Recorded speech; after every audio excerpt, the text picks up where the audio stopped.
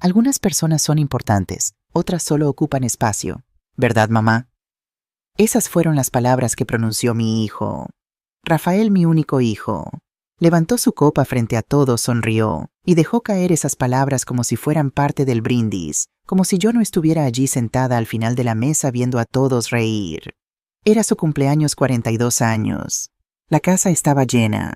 Había música suave, vino tinto, platos, con restos de comida, luces cálidas que hacían que todo pareciera perfecto.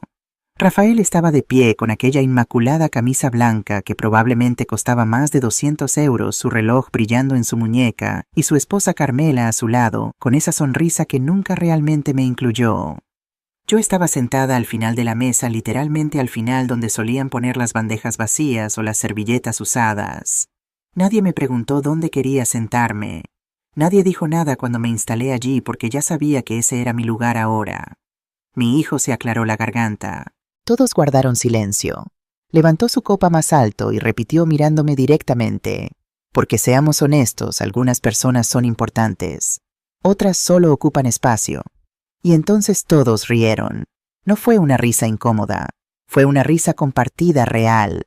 Como si todos hubieran estado esperando ese momento. Como si todos supieran de quién estaba hablando. Carmela se cubrió la boca, pero sus ojos brillaban de diversión. Los primos asintieron. Tía Pilar bajó la mirada, pero también sonrió. No me moví, no grité, no lloré, ni siquiera bajé la mirada. Simplemente me quedé allí sentada con mi copa en la mano, sintiendo cómo el silencio en mi propia garganta pesaba más que cualquier respuesta que pudiera dar. Sentí el calor subir por mi cuello, no por vergüenza, por rabia, pero una rabia fría, controlada. El tipo de rabia que te quema por dentro, pero no te hace temblar. El tipo que te enseña a esperar el momento exacto. Rafael siguió hablando. Quiero decir, hay que ser realistas, ¿verdad? Hay personas que aportan valor y hay personas que, bueno, ya saben. Se encogió de hombros. Todos volvieron a reír. Alguien dijo, «Salud», y chocaron sus copas.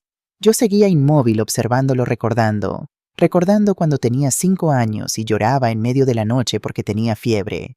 No dormí esa noche.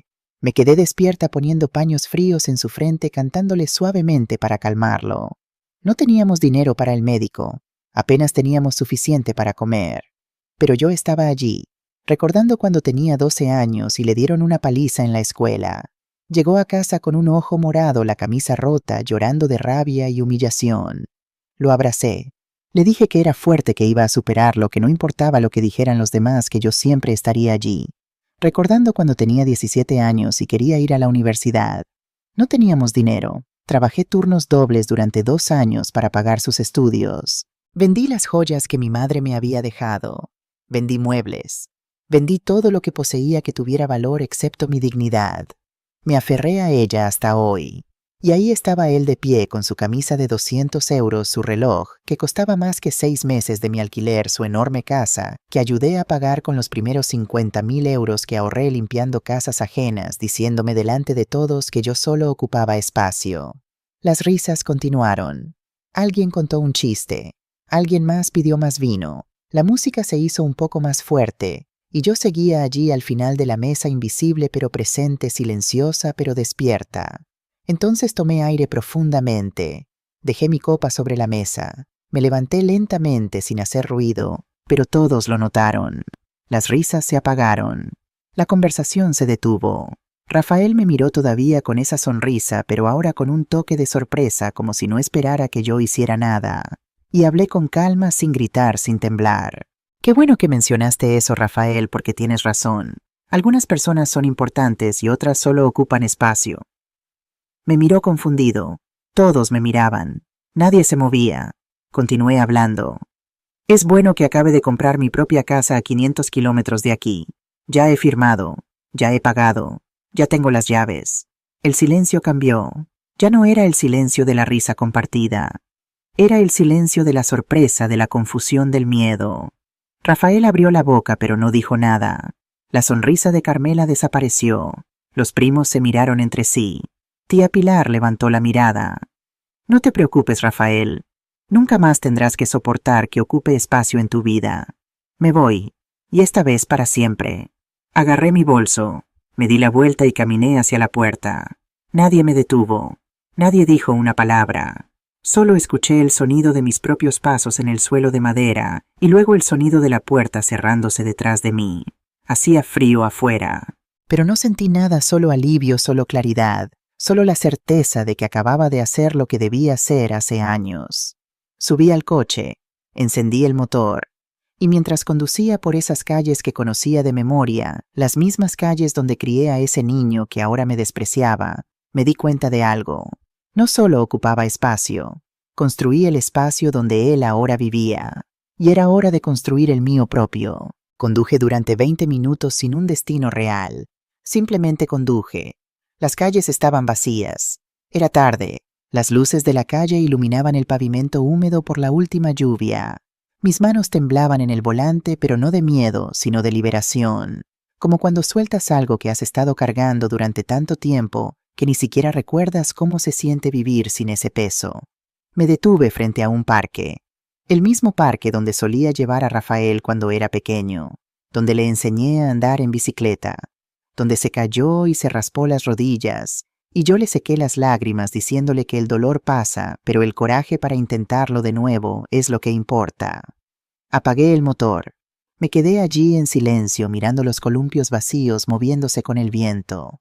Y entonces lloré, no de tristeza, sino de rabia, de impotencia por años de hacerme pequeña para que otros pudieran sentirse grandes. Por años de decir sí cuando quería decir no, por años de tragarme mis palabras para no arruinar la paz de una familia que nunca me dio ninguna paz. Lloré por todo lo que no lloré en esa mesa, por todo lo que no lloré cuando me senté al final como una invitada no deseada en la vida de mi propio hijo, por todo lo que no lloré cuando escuché esa risa compartida, esa risa que me borraba. Pero después de las lágrimas vino algo más, claridad. La misma claridad que había tenido hace 3 meses cuando tomé la decisión más importante de mi vida, la decisión que nadie conocía, la decisión que acababa de revelar en esa mesa y que cambió todo en un segundo. Porque no había hablado por impulso, no dije eso porque estaba herida y quería herirlo a él. Lo dije porque era verdad. Porque hace 3 meses comencé a planear mi salida en silencio sin decirle a nadie, sin pedir permiso. Hace 3 meses recibí una llamada. Era Elena, mi prima lejana, la que vive en un pequeño pueblo cerca de Córdoba, a 500 kilómetros de Valencia, esta ciudad que ya no sentía como mía. Me dijo que una vecina suya estaba vendiendo su casa. Una pequeña casa de 2 dormitorios con un jardín en el frente y un porche donde se podía ver la puesta del sol. Me envió fotos. Miré esas fotos durante horas. La casa no era lujosa, no tenía suelos de mármol ni ventanales enormes como la casa de Rafael, pero tenía algo que yo no había tenido en años: paz, silencio, espacio, que era mío y de nadie más. Le pregunté el precio. Me dijo que la dueña pedía 55.000 euros. Yo tenía 38.000 euros ahorrados.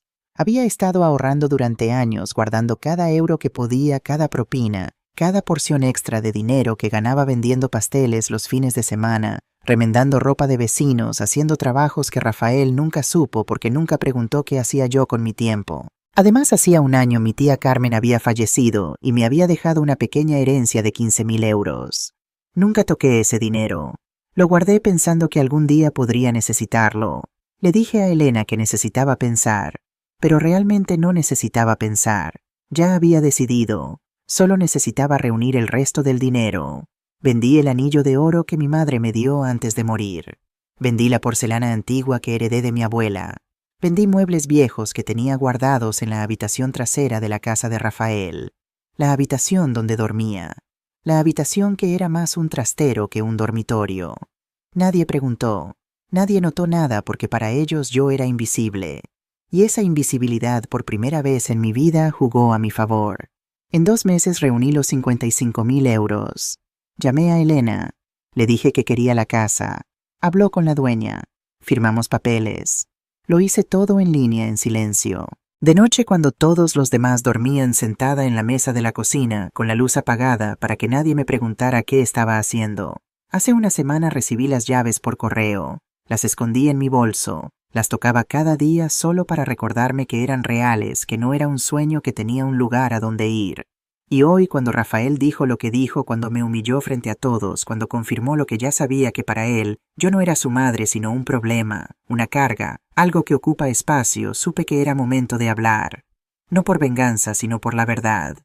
Sequé mis lágrimas. Encendí el coche de nuevo. No iba a volver a esa casa. No esta noche. Quizás nunca más. Conduje hasta un pequeño hotel en el centro, un lugar simple y limpio donde nadie me conocía. Pagué por una noche. Subí a la habitación. Me senté en la cama y miré mi teléfono. Tenía 12 llamadas perdidas, todas de Rafael. 3 mensajes de Carmela, 1 de tía Pilar. Ninguno decía, lo siento. Todos decían, necesitamos hablar, o es un malentendido, o no puedes irte así. Apagué el teléfono. Me acosté y por primera vez en años dormí sin sentir que le debía algo a alguien. A la mañana siguiente me desperté temprano. El sol entraba por la ventana. Me duché, me vestí, bajé a desayunar. El café estaba caliente, las tostadas estaban frescas, y estaba sola. Pero no me sentía sola, me sentía libre. Encendí el teléfono. Más llamadas, más mensajes. Esta vez incluso los primos habían escrito.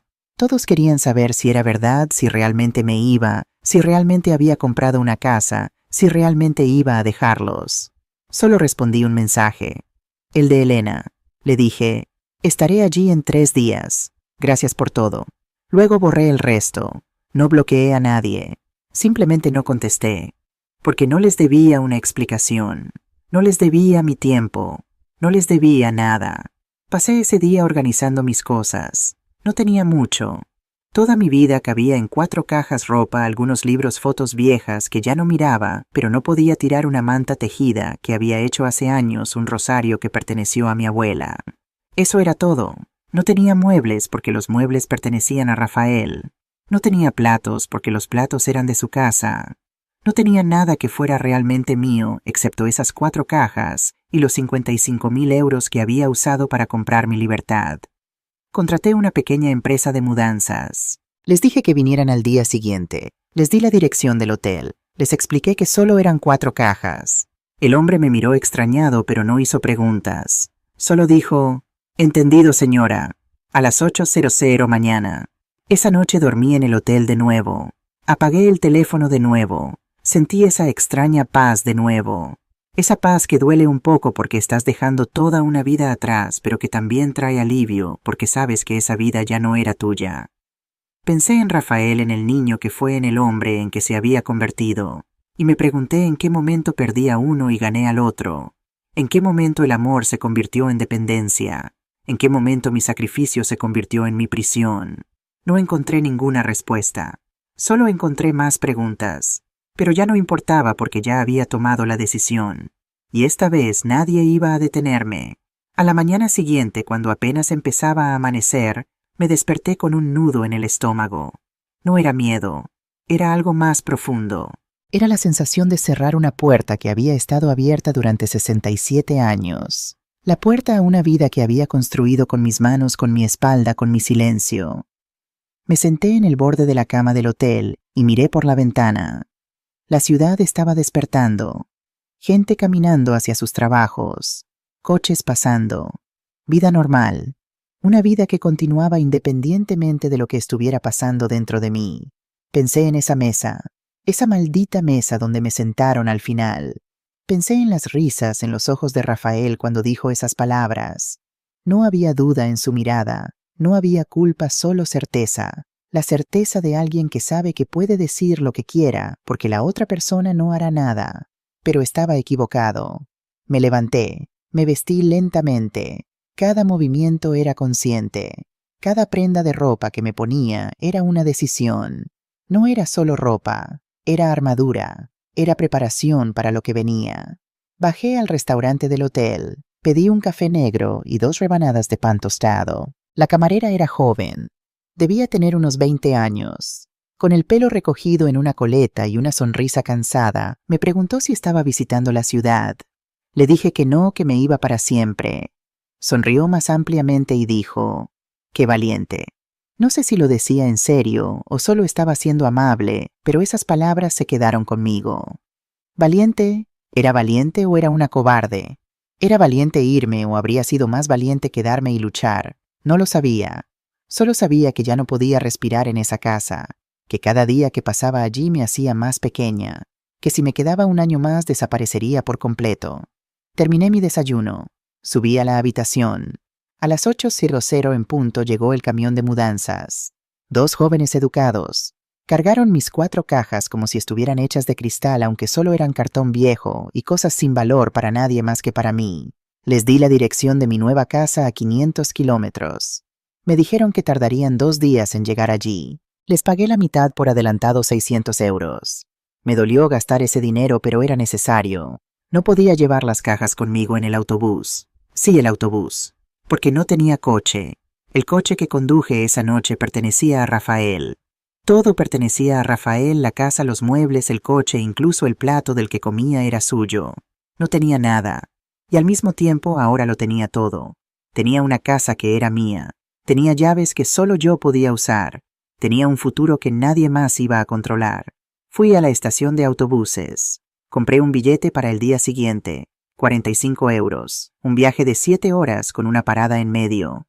No me importaba. Necesitaba ese tiempo. Necesitaba esas horas de silencio, de movimiento, de distancia entre lo que era y lo que iba a ser. Volví al hotel. Pasé el resto del día sola en la habitación. Miré al techo. Conté las grietas en la pintura. Escuché los sonidos de la ciudad a través de la ventana. Alguien gritando una bocina de coche, una risa lejana. Vida. Vida que no era mía, pero estaba allí recordándome que el mundo seguía girando. Encendí el teléfono. Más mensajes, más llamadas. Esta vez había uno de Rafael que decía: «Mamá, tenemos que hablar. Esto es ridículo. No puedes irte así sin más. Vuelve a casa. Arreglaremos esto». Arreglaremos esto. Como si lo que pasó fuera un problema técnico. Como si sus palabras no hubieran sido reales. Como si yo no hubiera estado allí, sentada al final de la mesa viendo a todos reírse de mí. No contesté. Simplemente guardé el teléfono. Me acosté. Cerré los ojos y volví a ese momento. De vuelta a esa mesa.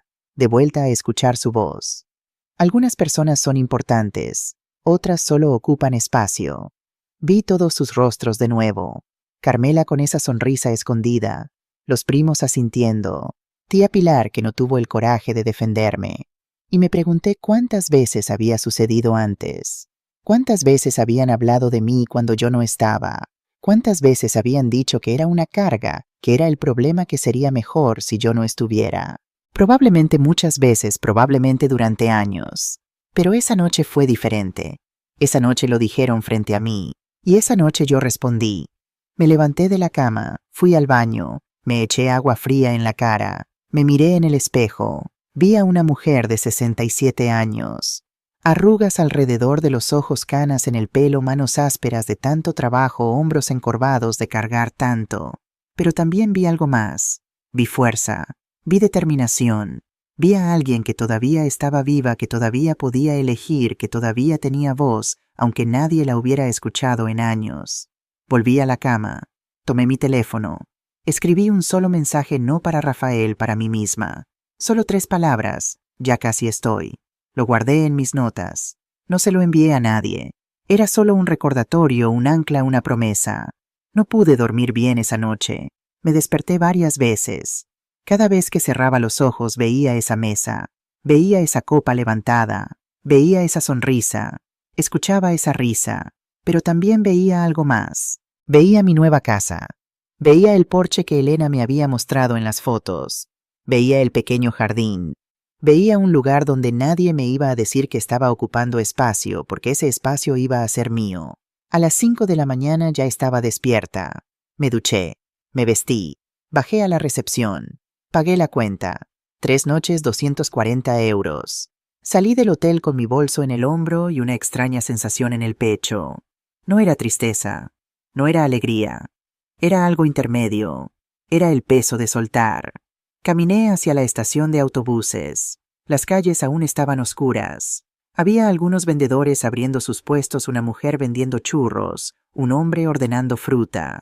Olía a café fresco, a pan caliente, a mañana. Llegué a la estación. Me senté en un banco metálico. Esperé.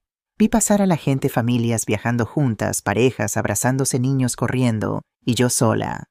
pero no me sentía sola.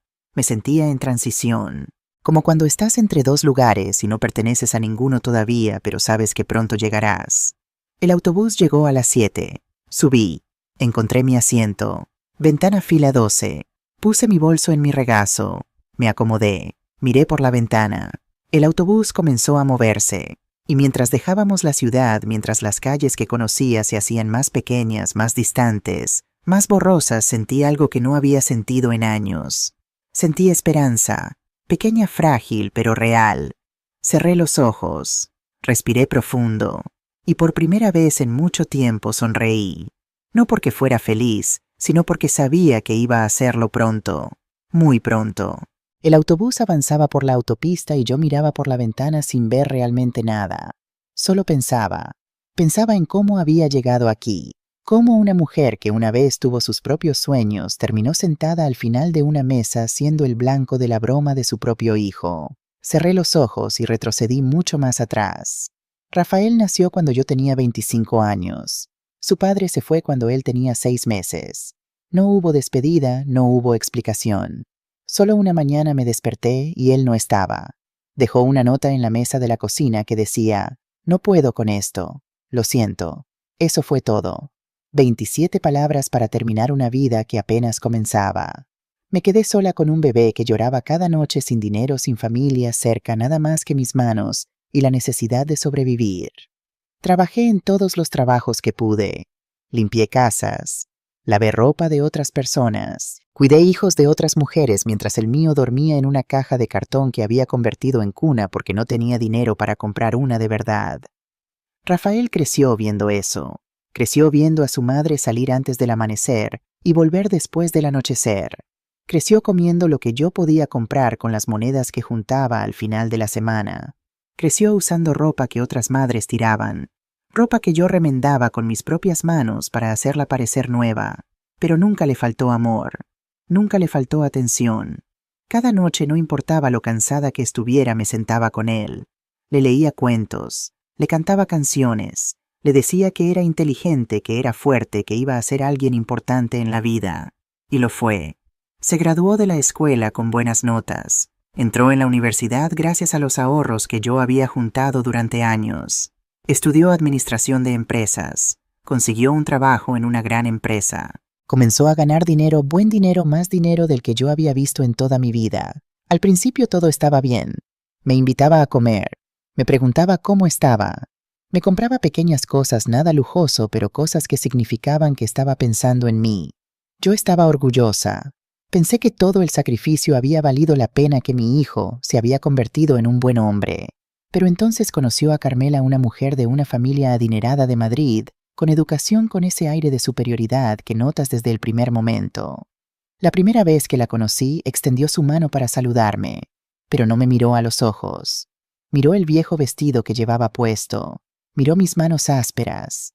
Me miró de la manera en que miras a alguien que no está a tu nivel. Rafael no lo notó, o no quiso notarlo. Estaba enamorado, o tal vez solo estaba enamorado de la idea de pertenecer a un mundo que siempre le había sido negado. El mundo de personas con dinero, con apellidos importantes, con casas grandes y coches nuevos. Se casaron 6 meses después. La boda fue cara, muy cara. 500 invitados, un enorme salón, flores importadas, vino francés, un vestido que costaba más de 8.000 euros. Yo ayudé a pagar, no porque él me lo pidiera directamente, pero dejaba caer comentarios. «Mamá, la boda es muy cara. No sé cómo vamos a cubrir todo». Y yo, como siempre, saqué mis ahorros, 3.000 euros, todo lo que tenía ahorrado en ese momento. En la boda me sentaron en una mesa en la parte de atrás, cerca de la cocina, lejos de la mesa principal donde estaba Rafael con Carmela y sus padres. Alguien me dijo que era porque no había suficiente espacio. No dije nada. Solo sonreí y comí en silencio mientras veía a mi hijo bailar con su nueva esposa, rodeado de personas que nunca habían limpiado un suelo en sus vidas. Después de la boda, las cosas cambiaron lentamente. Tan lentamente que no me di cuenta hasta que fue demasiado tarde. Las llamadas se hicieron menos frecuentes. Las visitas también. Cuando iba a su casa siempre había una razón por la que no podía quedarme mucho tiempo. «Mamá, tenemos una cena importante». «Mamá, hoy no es un buen día». «Mamá, estamos cansados». Carmela dejó de fingir que le agradaba. Comenzó a hacer comentarios, pequeños afilados. Sofía, esa blusa se está poniendo realmente vieja. Sofía, deberías teñirte las canas. Sofía, ¿no tienes nada más que hacer en tu casa? Siempre con una sonrisa, siempre con ese tono que hacía que sus palabras sonaran como consejos, pero realmente eran golpes. Rafael no la detenía. A veces incluso se reía como si fuera divertido, como si yo fuera el chiste. Pasaron los años, Rafael prosperó, comenzó su propio negocio, compró una casa más grande, cambió su coche 2 veces, viajó a Europa, a Asia, a lugares que yo solo había visto en revistas viejas. Y yo seguía viviendo en el mismo pequeño apartamento donde lo crié, trabajando, ahorrando, esperando que algún día mi hijo volviera a ser el niño que me abrazaba y me decía que era la mejor mamá del mundo. Pero ese niño ya no existía, o tal vez nunca existió realmente.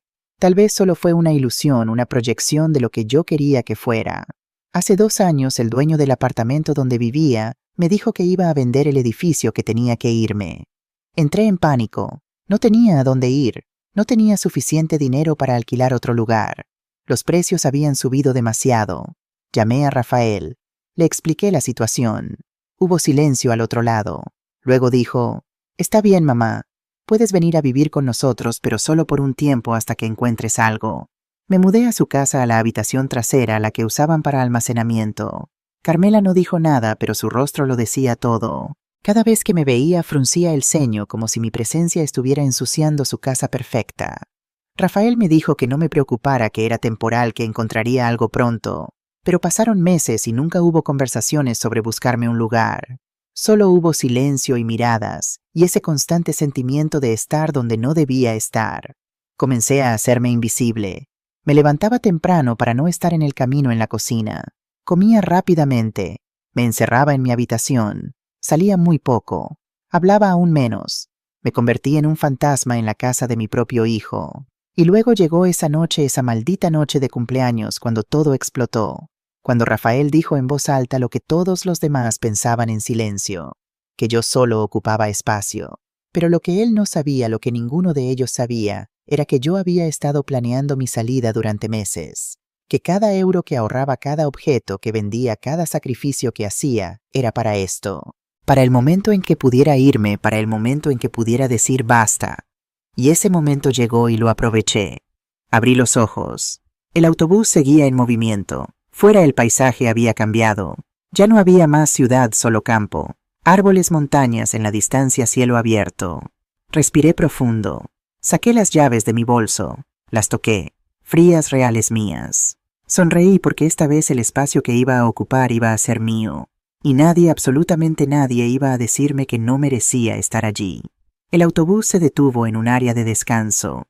Era mediodía. El sol golpeaba las ventanas. La gente comenzó a bajar para estirar las piernas, comprar algo para comer, usar el baño.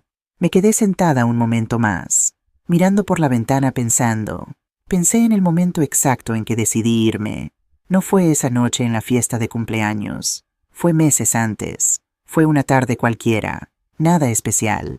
Sin grandes peleas ni palabras hirientes. Fue simplemente el peso acumulado de cientos de pequeñas humillaciones que finalmente me quebró. Estaba en la cocina lavando platos. Carmela entró, su teléfono móvil en la mano, hablando con alguien. No me miró. Nunca me miraba cuando estaba al teléfono, como si yo fuera parte de los muebles. Escuché lo que estaba diciendo. Sí, es complicado. No es que sea una mala persona. Es solo, ya sabes, es mayor. Necesita cosas, atención, espacio, y nosotros tenemos nuestras vidas. Rafael trabaja mucho. Yo también. No podemos estar pendientes de ella todo el tiempo.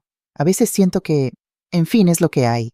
Estaba hablando de mí, como si yo no estuviera allí, como si no tuviera oídos, como si no fuera un ser humano con sentimientos, sino un problema que necesitaba ser resuelto. Seguí lavando los platos. No dije nada, pero algo dentro de mí se rompió. O tal vez no se rompió. Tal vez se despertó. Esa parte de mí que había estado dormida durante años. Esa parte que solía tener sueños, planes, su propia voz. La parte que sacrifiqué por mi hijo pensando que un día me lo agradecería. No pude dormir esa noche. Me quedé despierta mirando al techo de la habitación trasera, escuchando los sonidos de la casa. Rafael y Carmela riendo en la sala de estar, la televisión encendida, sus vidas normales, felices, sin mí en el cuadro. Y me pregunté, ¿cuándo fue la última vez que fui feliz? ¿Cuándo fue la última vez que hice algo para mí misma? ¿Cuándo fue la última vez que alguien me preguntó qué quería, qué necesitaba, con qué soñaba?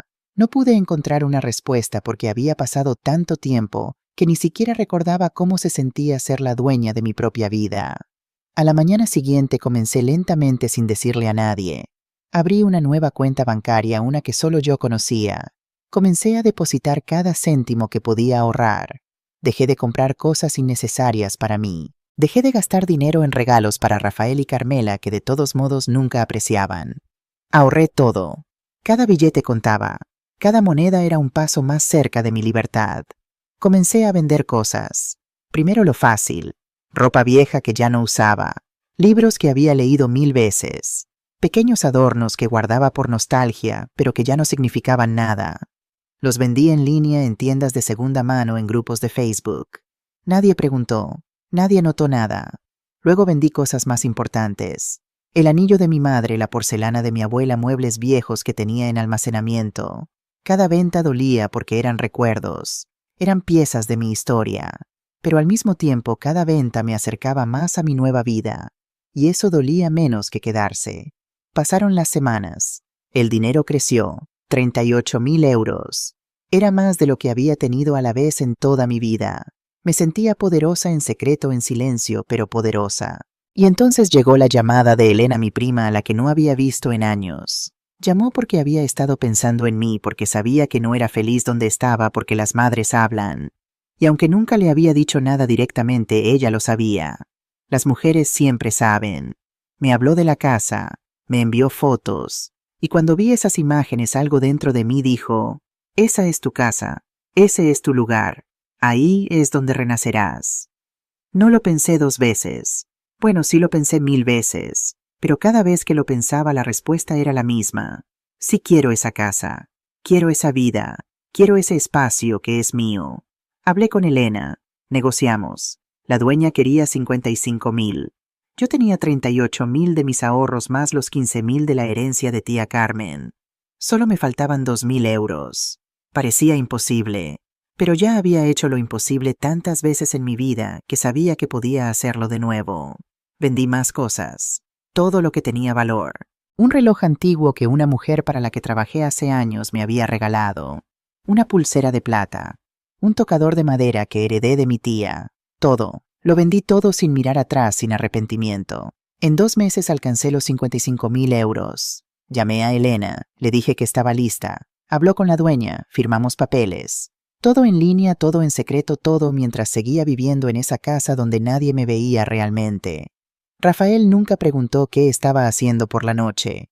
Nunca preguntó por qué pasaba tanto tiempo en mi habitación. Nunca preguntó nada porque para él yo no estaba haciendo nada interesante. Solo existía. Solo ocupaba espacio.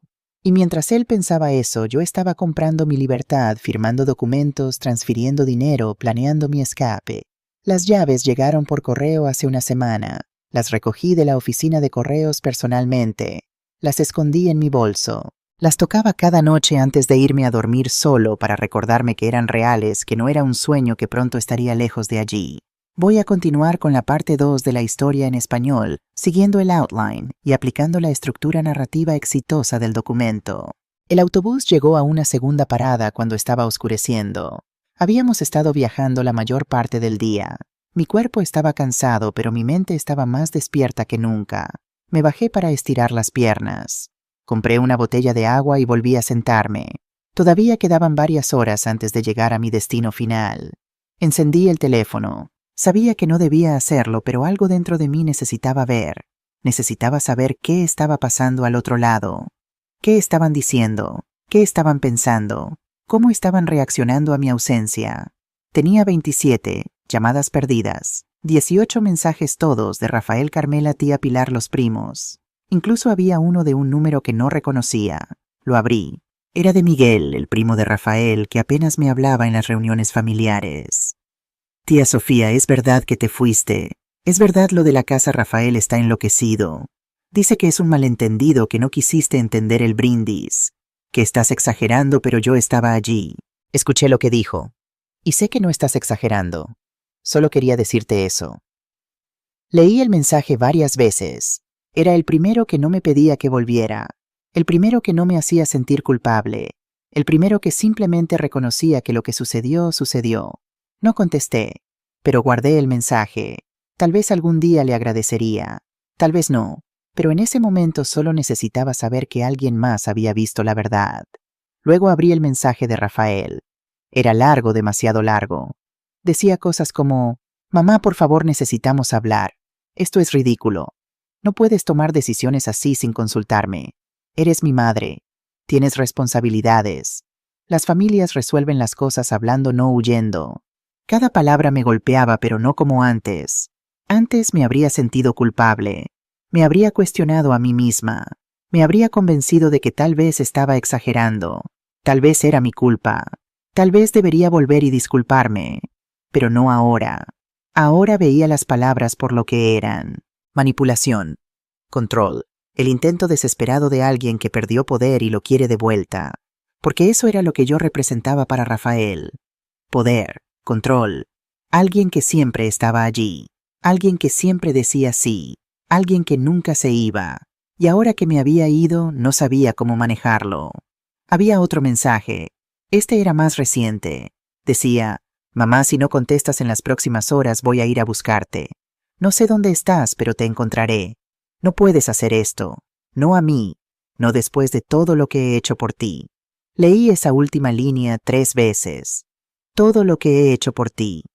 Como si dejarme vivir en la habitación trasera de su casa fuera un favor.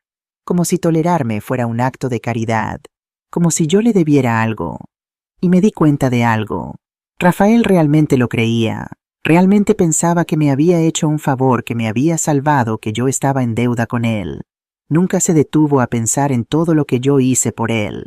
Los años que trabajé incansablemente para alimentarlo, las noches que no dormí porque estaba enfermo, el dinero que gasté en su educación, su boda, su vida, los sacrificios que hice sin pedir nada a cambio.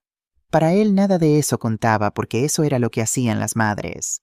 Era mi obligación, mi deber.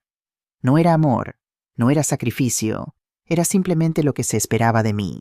Pero dejarme vivir en su casa, eso era un favor que merecía gratitud eterna. Apagué el teléfono. Esta vez lo hice con rabia, con la rabia que viene de años de ser invisible, de años de dar sin recibir, de años de ser tratada como menos de lo que era.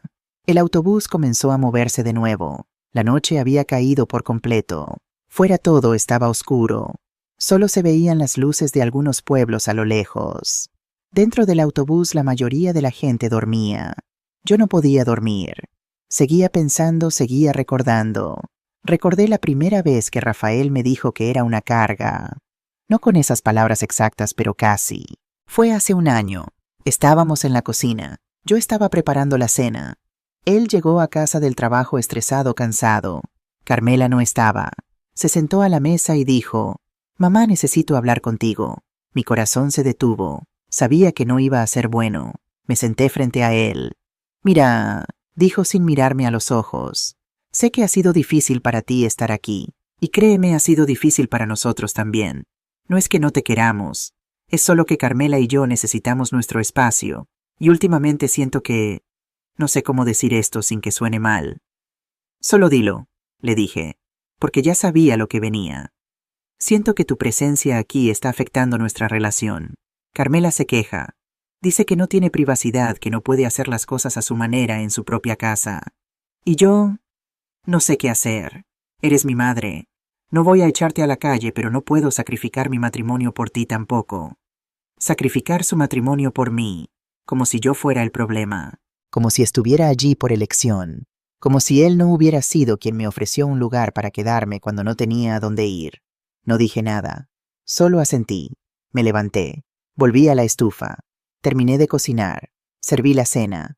Comimos en silencio. Y después de esa noche algo cambió. O tal vez nada cambió. Tal vez lo que siempre había estado allí simplemente se hizo más visible. Comencé a notar más cosas. La manera en que Carmela suspiraba cuando yo entraba a una habitación. La forma en que Rafael evitaba presentarme cuando sus amigos venían. La forma en que ambos hablaban en voz baja cuando pensaban que yo no estaba cerca. Los escuché una vez. Estaban en su dormitorio. Yo caminaba por el pasillo. Carmela estaba diciendo: «No sé cuánto tiempo más puedo soportar esto, Rafael. Es tu madre, lo entiendo, pero esto no puede ser para siempre. Necesitamos encontrarle algo, un hogar, un pequeño apartamento, algo». «Lo sé», respondió Rafael. «Lo sé, dame tiempo. Resolveré esto». Resolverlo, como si yo fuera un problema que necesitaba solución, como si fuera una ecuación matemática y no su madre. Seguí caminando. No dije nada. Pero esa noche acostada en la habitación trasera decidí que no iba a esperar a que ellos me resolvieran. Yo iba a resolverme a mí misma. Y comencé a ahorrar con más intensidad. Comencé a buscar opciones. Comencé a planear mi salida en silencio, porque si algo había aprendido en esa casa, era que mis palabras no tenían valor. Solo mis acciones lo tenían. El autobús dio un giro brusco sacándome de mis pensamientos. Miré por la ventana. Estábamos entrando en un pequeño pueblo. Había una gasolinera iluminada, una tienda que estaba abierta a algunas casas con sus luces encendidas. Vida simple, vida tranquila, una vida que pronto sería mía.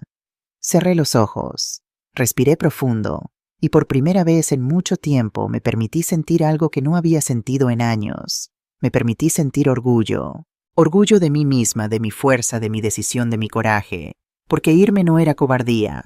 Irme era valiente. Era elegirme a mí misma por primera vez en mi vida. Era decir, basta. Era reclamar mi voz, mi espacio, mi dignidad. Y nadie, absolutamente nadie, iba a quitarme eso. El autobús llegó a su destino final al mediodía del segundo día. Me bajé con mi bolso en el hombro, las piernas entumecidas, el cuerpo cansado, pero mi espíritu extrañamente ligero. La estación era pequeña, casi vacía. Había un par de taxis esperando fuera. Tomé uno y le di la dirección que Elena me había enviado.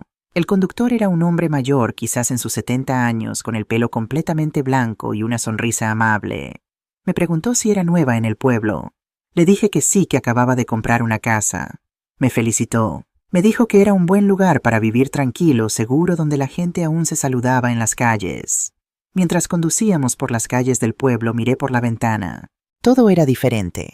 Las casas eran pequeñas pintadas en colores claros. Había árboles en cada esquina. Algunas personas caminaban lentamente sin prisa. Había una plaza en el centro con una antigua fuente y bancos de madera. Todo se sentía pausado, como si el tiempo se moviera más lento aquí. Llegamos a mi casa. Mi casa. Todavía no podía creerlo. Era exactamente como en las fotos. Pequeña, de una planta con paredes de color crema y una puerta de madera. Había un jardín en el frente un poco descuidado con hierba alta y algunas flores silvestres y un porche. Un porche con 2 sillas viejas y una mesa pequeña. Pagué al conductor 30 euros. Le di una propina. 5 más. Me dio las gracias y se fue. Me quedé de pie frente a la casa, mi bolso en la mano, mirando lo que ahora era mío. Saqué las llaves, las mismas llaves que había tocado cada noche durante una semana. Puse una en la cerradura. La giré. La puerta se abrió. Entré lentamente. El interior estaba vacío, completamente vacío. Sin muebles, sin cortinas, solo paredes blancas, un suelo de madera y el olor a humedad de una casa que había estado deshabitada durante meses. Caminé por cada habitación. La sala, la pequeña cocina con una estufa vieja pero funcional, el baño con azulejos blancos y una bañera que necesitaba limpieza. Los 2 dormitorios, uno más grande que el otro, ambos con ventanas que daban al patio trasero. Me paré en el centro de la habitación más grande, la que iba a ser mía. Miré alrededor, vacío, silencioso, pacífico, y lloré. Pero esta vez no de tristeza, sino de alivio, de gratitud, de libertad. Me senté en el suelo, saqué mi teléfono, lo encendí. Más mensajes, muchos más. Pero ahora había uno diferente. Era de Rafael. Decía: «Mamá, sé dónde estás. Hablé con la prima Elena. Voy en camino. Necesitamos hablar. Esto no va a terminar así». Leí el mensaje 2 veces. Sentí un nudo en el estómago. No de miedo, de anticipación. Porque sabía que esto iba a pasar. Sabía que Rafael no me dejaría ir tan fácilmente. No porque me amara, sino porque no podía aceptar que yo hubiera tomado una decisión sin su permiso. Llamé a Elena. Contestó al segundo timbre. «Sofía, lo lograste. Sí, estoy en la casa. Gracias por todo, Elena. De verdad. No tienes que agradecerme. Es tu casa. Te la mereces. Oye, tengo que decirte algo. Rafael me llamó hace una hora. Estaba furioso. Exigió que le dijera dónde estabas. Traté de no hacerlo, pero amenazó con venir de todos modos a buscar por todo el pueblo. No sé, me asusté. Le di la dirección. Lo siento. No te disculpes, está bien. Me iba a encontrar tarde o temprano. Mejor que sea ahora. ¿Estás segura? Puedo ir si quieres, para que no estés sola. No necesito hacer esto sola, pero gracias. Colgué. Respiré profundo. Miré a mi alrededor. Esta casa era mía. Este espacio era mío. Y nadie, ni siquiera Rafael, iba a quitarme eso. Pasaron 2 días. 2 días en los que limpié la casa de arriba a abajo, en los que compré lo mínimo indispensable. Un colchón, 2 sábanas, un edredón, 2 platos, un vaso. No necesitaba más por ahora. Eso era suficiente. Dormí en el suelo la primera noche, en el colchón la segunda. Ambas noches fueron las mejores que había tenido en años, porque el silencio era mío, porque nadie me estaba tolerando, porque estaba en mi propio espacio. Y entonces en la tarde del tercer día escuché un coche detenerse fuera. Miré por la ventana. Era Rafael con su nuevo coche negro brillante. Se bajó. Miró la casa con el ceño fruncido, como si no pudiera creer que yo viviera aquí, como si fuera imposible que hubiera comprado algo sin su ayuda. Respiré profundo. Salí al porche. Me paré frente a la puerta. Esperé. Rafael caminó hacia mí. No estaba sonriendo. Tenía esa expresión que usaba cuando estaba enojado, pero tratando de controlarlo. La expresión que usaba en sus reuniones de negocios cuando algo no salía como él quería. «Mamá», dijo. Su voz estaba tensa. «Necesitamos hablar». «Hablar», dije. Mi voz era calmada, fría, nada parecida a la voz que solía usar con él. La voz suave, la voz que siempre cedía. «¿Qué es esto? ¿Qué estás haciendo aquí? ¿Compraste esta casa con qué dinero?» «Con mi dinero. El dinero que ahorré durante años. El dinero que gané trabajando. El dinero que es mío. No puedes hacer esto. No puedes simplemente irte así sin decírmelo, sin hablar conmigo. Soy tu hijo. Lo sé, y yo soy tu madre. Pero aparentemente eso no significaba nada para ti cuando dijiste lo que dijiste en tu fiesta de cumpleaños». Rafael apretó los labios. «Fue un comentario, una broma. No lo decía en serio». «Yo no lo decía en serio». Todos se rieron, Rafael. Todos. Y tú también. Mirándome directamente, sabiendo exactamente lo que estabas diciendo, sabiendo que me estabas humillando. Estás exagerando. Siempre exageras todo. No, no estoy exagerando. Estoy cansada. Estoy cansada de ser invisible en tu casa, de ser tratada como un problema, de escucharte hablar de mí como si no estuviera allí.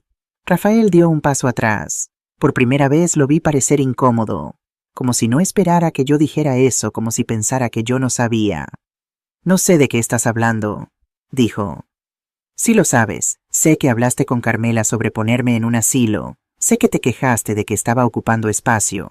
Lo sé todo, Rafael, porque aunque era invisible para ti, mis oídos funcionaban perfectamente». Se quedó en silencio mirando al suelo sin saber qué decir. «Vine a buscarte», finalmente dijo. «Porque eres mi madre, porque las cosas se pueden arreglar, porque podemos hablar». «No, no voy a volver». «¿Vas a vivir aquí en este pueblo, en medio de la nada, en esta casa vieja sola?» «Sí». «Eso es ridículo. Eres una mujer mayor. Necesitas familia. Necesitas apoyo. Necesito paz». «Y no la tenía contigo». Rafael levantó las manos frustrado, enojado. «No puedo creer que estés haciendo esto después de todo lo que hice por ti». Y ahí estaba de nuevo, esa frase, todo lo que hice por ti. «Dime, Rafael», dije mirándolo directamente a los ojos. «¿Qué exactamente hiciste por mí? Dejarme vivir en la habitación trasera de tu casa, tolerarme en tus cenas, permitirme existir en tu vida, porque eso no es amor, hijo. Eso es lástima. No es lástima, es qué obligación de ver, porque eso tampoco es amor». Rafael abrió la boca, la cerró. No tenía respuesta porque sabía que era verdad. «Te di todo», dije. Mi voz temblaba, pero no por debilidad, sino por fuerza contenida. «Te di mi juventud, mi salud, mi dinero, mi vida. Y nunca pedí nada a cambio. Solo respeto, solo ser vista, solo ser tratada como tu madre y no como un problema. Y ni siquiera pudiste darme eso. Mamá, no. Ya no. Ya no soy la mamá que dice sí a todo, la que se hace pequeña para que tú puedas sentirte grande, la que acepta las migajas de tu atención. Esa mamá se quedó en esa mesa, en esa fiesta de cumpleaños cuando te reíste de mí. Rafael me miró y por primera vez en años vi algo en sus ojos que no había visto antes. Culpa real, profunda. Pero era demasiado tarde. Ya puedes irte, dije. Vuelve a tu casa, a tu vida. Yo voy a estar bien aquí sola en mi espacio, el espacio que compré con mi propio dinero, el espacio donde nadie va a decirme que estoy en medio. Rafael no se movió por un momento. Luego asintió lentamente como si finalmente entendiera que había perdido no a su madre, sino su control sobre ella. Se dio la vuelta. Caminó hacia su coche. Se subió, encendió el motor y se fue. Me quedé en el porche viéndolo alejarse, sintiendo cómo cada metro de distancia que ponía entre nosotros me hacía más libre. El coche de Rafael desapareció por la calle. Esperé hasta que ni siquiera pude ver el polvo que sus neumáticos levantaban. Entonces dejé escapar el aliento que había estado conteniendo. Mis manos temblaban, mis piernas también, pero no de miedo, de adrenalina de poder. Por fin haber dicho todo lo que había guardado por años. Entré en la casa, cerré la puerta, me apoyé en ella, y entonces lloré. Lloré fuerte, lloré todo. Lloré por la madre que fui, por el hijo que tuve, por la relación que perdimos, por los años que desperdicié esperando que las cosas cambiaran, por todas las veces que me tragué mis palabras para mantener la paz de una familia que nunca me dio ninguna paz. Pero también lloré con alivio porque finalmente lo había dicho. Finalmente me había enfrentado a él y le había mostrado que yo también tenía voz, que yo también tenía límites, que yo también merecía respeto. Me sequé las lágrimas. Fui a la cocina. Llené un vaso con agua. Lo bebí lentamente. Miré por la ventana hacia el patio trasero.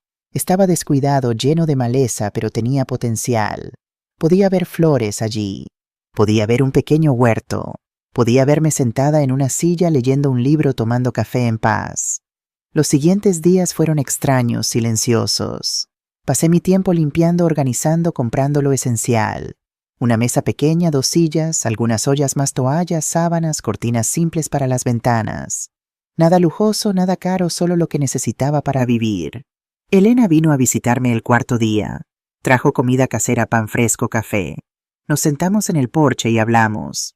Me preguntó cómo estaba. Le dije la verdad, que tenía miedo pero también paz, que no sabía qué iba a pasar, pero que por primera vez en años sentía que estaba viviendo mi propia vida. Rafael vino, le dije. Lo sé, lo vi conducir por el pueblo. ¿Cómo fue? Difícil pero necesario. ¿Crees que volverá, Mae? No lo sé, tal vez no, pero si vuelve mi respuesta será la misma. Elena asintió, no dijo nada más, simplemente puso su mano sobre la mía. Ese simple gesto me dijo más que 1000 palabras.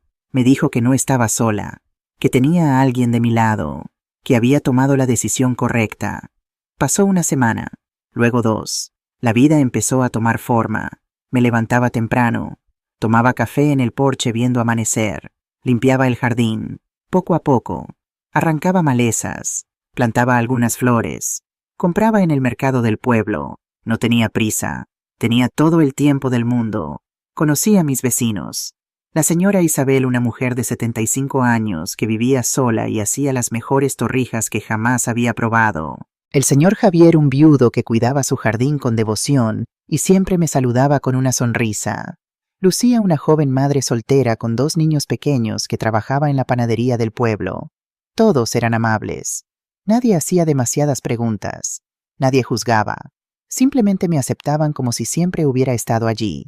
Mi teléfono seguía recibiendo mensajes, pero cada vez menos. Rafael escribió algunas veces más. Mensajes cortos, fríos. Espero que estés bien. Avísame si necesitas algo. Nunca un lo siento. Nunca un reconocimiento de lo que había hecho. Solo palabras vacías que no significaban nada. No contesté porque no tenía nada que decir, porque la conversación había terminado aquella tarde en el porche, porque ya no le debía mi tiempo ni mi energía. Carmela también dejó de escribir. Desapareció de mi vida tan fácilmente como había entrado, como si nunca hubiera significado nada, y probablemente no lo había hecho. Tía Pilar era la única que seguía insistiendo. Me llamaba cada semana. Me decía que tenía que perdonar, que la familia era lo más importante, que estaba siendo egoísta, que una madre no abandona a su hijo. Un día la dejé hablar. Escuché todo lo que tenía que decir y cuando terminó le dije calmadamente: «Tía, yo no abandoné a mi hijo. Mi hijo me abandonó a mí hace años. Solo finalmente acepté esa realidad». No supo qué decir. Colgó. No volvió a llamar. Y eso está bien, porque aprendí que la familia no siempre es sangre. A veces la familia son las personas que eliges, las personas que te ven, las personas que te respetan, las personas que te hacen sentir que tu existencia importa. Una tarde estaba regando el jardín cuando vi un coche desconocido detenerse frente a mi casa. Mi corazón se aceleró por un momento. Pensé que era Rafael otra vez, pero cuando vi quién salía me calmé. Era Miguel, el primo de Rafael, el que me había enviado aquel mensaje. Caminó hacia mí, las manos en los bolsillos. Parecía incómodo, pero también determinado. «Tía Sofía», dijo, «espero no estar molestándote». «No me estás molestando. ¿Qué estás haciendo aquí? Vine a disculparme por no decir nada esa noche, por quedarme callado cuando Rafael dijo lo que dijo, por ser un cobarde». Lo miré. Vi sinceridad en sus ojos. Vi un arrepentimiento real. «No tienes que disculparte», le dije. «No era tu responsabilidad defenderme». «Sí lo era. Eres mi tía y lo que pasó estuvo mal. Todos lo sabíamos, pero nadie hizo nada, y eso nos hace cómplices». Nos sentamos en el porche. Hablamos durante horas. Me contó que después de que me fui hubo una gran pelea en la familia, que algunos estaban de mi lado, que otros defendían a Rafael, que la familia se había dividido. Me dijo que Rafael seguía insistiendo en que yo había exagerado, que había sido demasiado dramática, que estaba siendo ridícula, pero que cada vez menos personas le creían. «La gente está empezando a ver quién es realmente», me dijo Miguel. «Y no les gusta lo que ven». No sentí satisfacción al escuchar eso. Solo sentí tristeza porque Rafael era mi hijo y yo. Y aunque me había herido, aunque me había humillado, aunque había tratado de controlarme, una parte de mí todavía lo amaba. Una parte de mí todavía recordaba al niño que fue. Pero ese niño ya no existía. Y tenía que aceptarlo. Miguel se fue antes de que oscureciera. Me abrazó antes de irse. Me dijo que si alguna vez necesitaba algo lo llamara. Le di las gracias sabiendo que probablemente nunca lo haría, pero apreciando el gesto de todos modos. Los días se convirtieron en semanas, las semanas en meses, y mi nueva vida se convirtió en mi vida normal. Ya no pensaba en Rafael todos los días. Ya no revisaba mi teléfono esperando un mensaje. Ya no sentía ese peso en el pecho cada vez que recordaba aquella noche. Comencé a dormir mejor, a comer mejor, a reír más, a sentir que mi cuerpo era mío de nuevo, que mi tiempo era mío, que mi vida era mía. Una mañana, mientras tomaba café en el porche, vi algo en el suelo. Era un sobre. Alguien lo había dejado allí durante la noche. Lo recogí. No tenía dirección de remitente, solo mi nombre escrito a mano. Lo abrí. Dentro había una carta. Era de Rafael. «Mamá», decía, «no sé cómo empezar. He intentado escribir esta carta 1000 veces. La rompo cada vez porque no puedo encontrar las palabras correctas. Pero hoy decidí que no importa si las palabras son correctas. Solo importa que sean honestas. Tenías razón en todo. Te traté mal. Te hice sentir invisible. Te hice sentir que no importabas. Y lo peor es que lo hice conscientemente. Lo hice porque era más fácil. Porque aceptar que te estaba lastimando significaba que tendría que cambiar. Y no quería cambiar. Quería que tú fueras la que cambiara, la que se adaptara, la que desapareciera. No espero que me perdones. No espero que vuelvas. Solo espero que sepas que lo siento y que voy a tener que vivir con eso el resto de mi vida. Te quiero, aunque no supe cómo demostrarlo. Rafael». Leí la carta 3 veces. Sentí tantas cosas. Tristeza, alivio, rabia, compasión, todo al mismo tiempo. Pero no sentí el impulso de volver. No sentí el impulso de perdonarlo inmediatamente. Porque las disculpas son importantes, pero no borran el daño. No te devuelven el tiempo perdido. No sanan las heridas de la noche a la mañana. Guardé la carta. Tal vez algún día la respondería. Tal vez no. Pero por ahora solo necesitaba seguir viviendo, seguir sanando, seguir siendo yo. Terminé mi café. Miré mi jardín. Las flores brillaban bajo el sol de la mañana. Los pájaros cantaban. El viento movía las hojas suavemente. Y sentí algo que no había sentido en años. Sentí que estaba exactamente donde debía estar. haciendo exactamente lo que debía hacer, siendo exactamente quien debía ser, no en el espacio de otra persona, sino en el mío propio, el espacio que compré con mi sacrificio, con mi fuerza, con mi decisión de elegirme a mí misma. Y ese espacio no era pequeño, no era insignificante, no era algo sobrante, era mío, era suficiente, era todo. Me levanté, regué las flores, saludé a la señora Isabel que caminaba por la calle, preparé el desayuno, abrí las ventanas para dejar entrar el aire fresco, y mientras hacía todas estas cosas simples pensé en algo. Pensé que tal vez esta era la verdadera victoria, no la carta de Rafael, no la disculpa, sino esto, esta vida tranquila, esta paz que no necesitaba permiso, esta libertad que no dependía de nadie más. Yo, Sofía Mendoza, a los 67 años finalmente había encontrado mi lugar, y nunca más iba a dejar que nadie me dijera que solo ocupaba espacio porque ahora sabía la verdad. No ocupaba espacio, creaba espacio, y ese espacio era sagrado. Un mes después de recibir la carta de Rafael, comencé a transformar realmente la casa en mi hogar. Con la ayuda de Javier, mi vecino viudo, planté un pequeño huerto en el patio trasero, tomates, pimientos, hierbas aromáticas. El trabajo físico me hacía bien. Cavar la tierra, arrancar las malas hierbas, regar las plantas. Era una forma de meditación, de conexión con algo mayor que yo.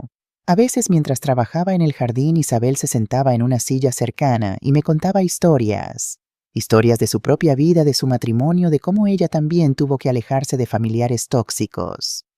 A mi edad ya no hay tiempo para relaciones que te hagan sentir pequeña, me dijo un día mientras podaba las rosas que había comenzado a plantar. Esa es la ventaja de ser mayor, Sofía. Ya no tienes que fingir, ya no tienes que complacer a nadie. Sus palabras se quedaron conmigo. Me hicieron darme cuenta de que esta nueva vida no era solo un escape, era un renacimiento. Lucía, la joven madre soltera, comenzó a traer a sus hijos para que jugaran en mi jardín mientras ella estaba en el trabajo. Al principio me preocupaba. ¿Qué sabía yo de cuidar niños pequeños ahora? Mi experiencia con Rafael había sido hacía tanto tiempo, pero resulta que algunas cosas nunca se olvidan. La forma de contar un cuento, la manera de curar una rodilla raspada, el arte de hornear galletas que hacen sonreír a un niño.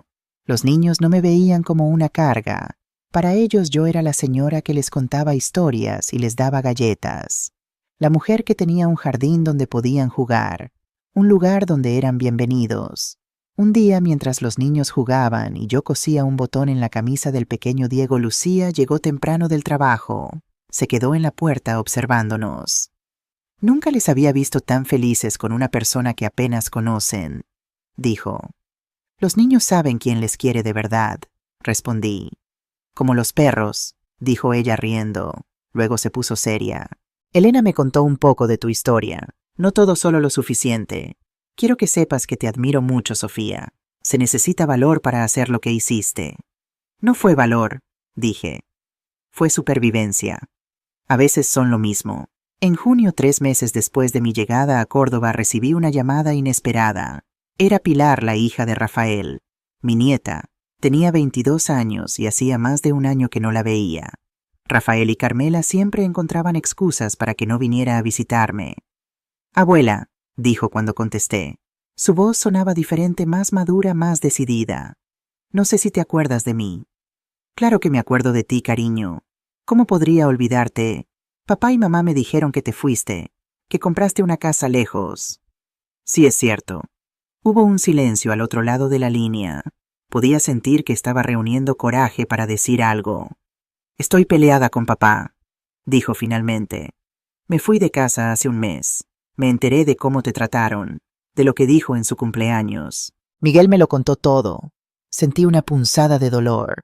No quería que mi nieta sufriera por esto. No quería crear más divisiones en la familia. Pilar, tu padre y yo tenemos nuestros problemas, pero eso no significa que tú tengas que elegir un bando. No es por elegir un bando, abuela. Es por lo que está bien y lo que está mal.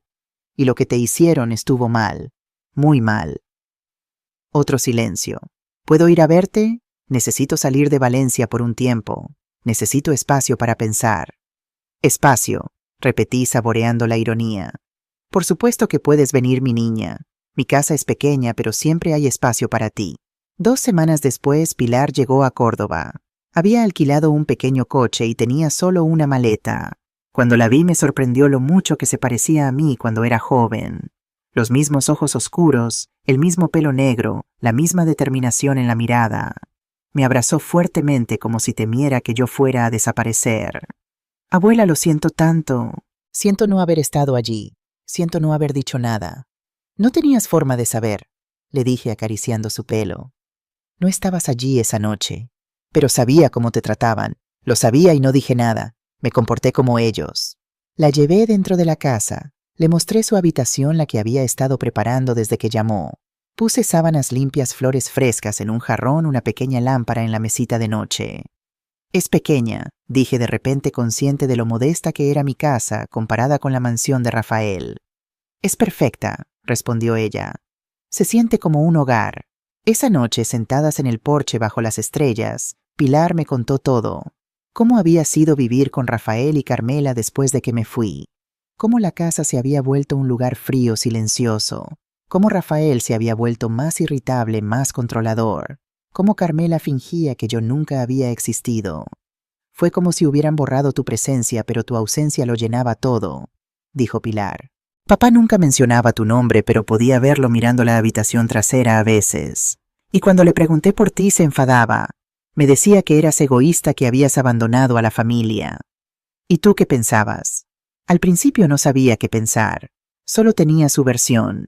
Pero luego en una reunión familiar escuché a Miguel y a otros primos hablar. Escuché la verdad. Y todo tuvo sentido. La forma en que siempre te trataban, cómo te excluían, cómo hablaban de ti cuando creían que no estaba escuchando.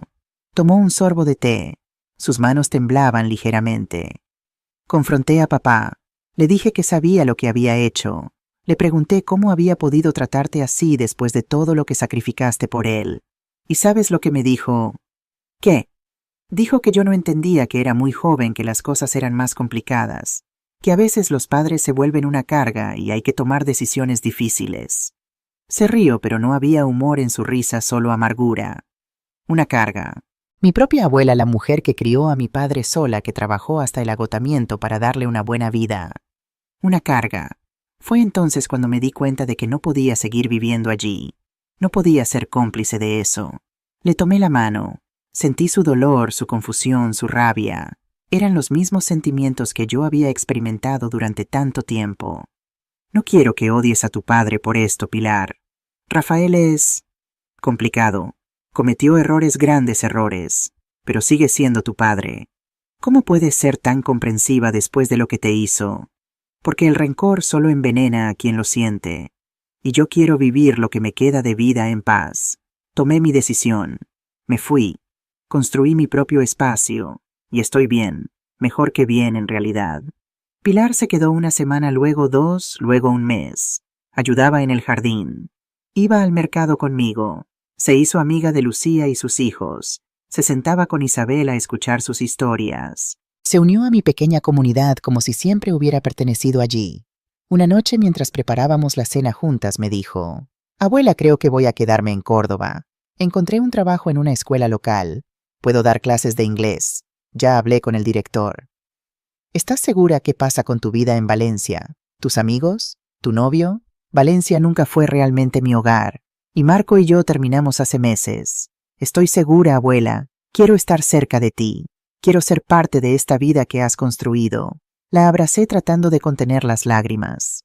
Nunca pensé que al dejar a Rafael estaría ganando a Pilar. Nunca imaginé que mi pequeña casa en Córdoba se convertiría en un refugio no solo para mí, sino también para mi nieta. Esa noche, después de que Pilar se fuera a dormir, me senté en el porche con una taza de té.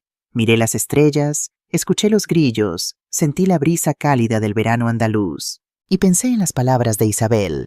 A mi edad ya no hay tiempo para relaciones que te hagan sentir pequeña. Tenía razón. La vida era demasiado corta para ocupar espacios donde no te valoraban. Era demasiado preciosa para gastarla tratando de complacer a quienes nunca estarían satisfechos. Yo, Sofía Mendoza, había aprendido esa lección a los 67 años. Tarde quizás, pero justo a tiempo para enseñársela a mi nieta. Justo a tiempo para romper el ciclo. justo a tiempo para crear un espacio donde ambas pudiéramos florecer. El otoño llegó a Córdoba pintando los árboles de rojo y dorado. Había pasado medio año desde que dejé Valencia, desde que me levanté de aquella mesa y decidí que ya no iba a ser invisible. La casa había cambiado, ya no estaba vacía.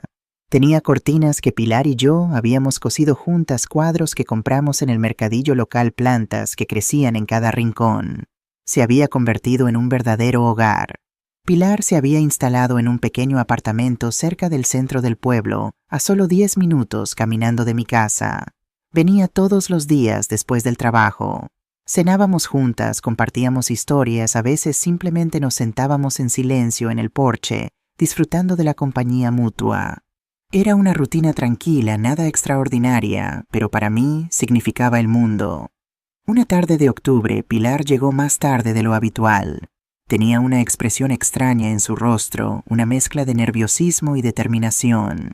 «Abuela, hay algo que tengo que decirte», dijo mientras se sentaba a la mesa de la cocina. «Papá me llamó». Sentí un pequeño nudo en el estómago. Rafael apenas había contactado con ninguno de nosotros en los últimos meses. La carta había sido su último intento de comunicación y desde entonces, silencio. ¿Qué quería? Quiere venir a verte. Dice que necesita hablar contigo en persona. Dejé la taza de té que estaba sosteniendo. ¿Y tú qué piensas? Pilar suspiró. No lo sé. Una parte de mí quiere decirle que se vaya al infierno después de cómo te trató, pero otra parte... Se detuvo buscando las palabras. Es mi padre, y sé que ha cambiado, o al menos está intentándolo. ¿Cómo lo sabes? He estado hablando con él estas últimas semanas. Al principio solo eran llamadas incómodas, pero poco a poco me contó que ha estado yendo a terapia, que está tratando de entender por qué te trató así, por qué trató a todos así.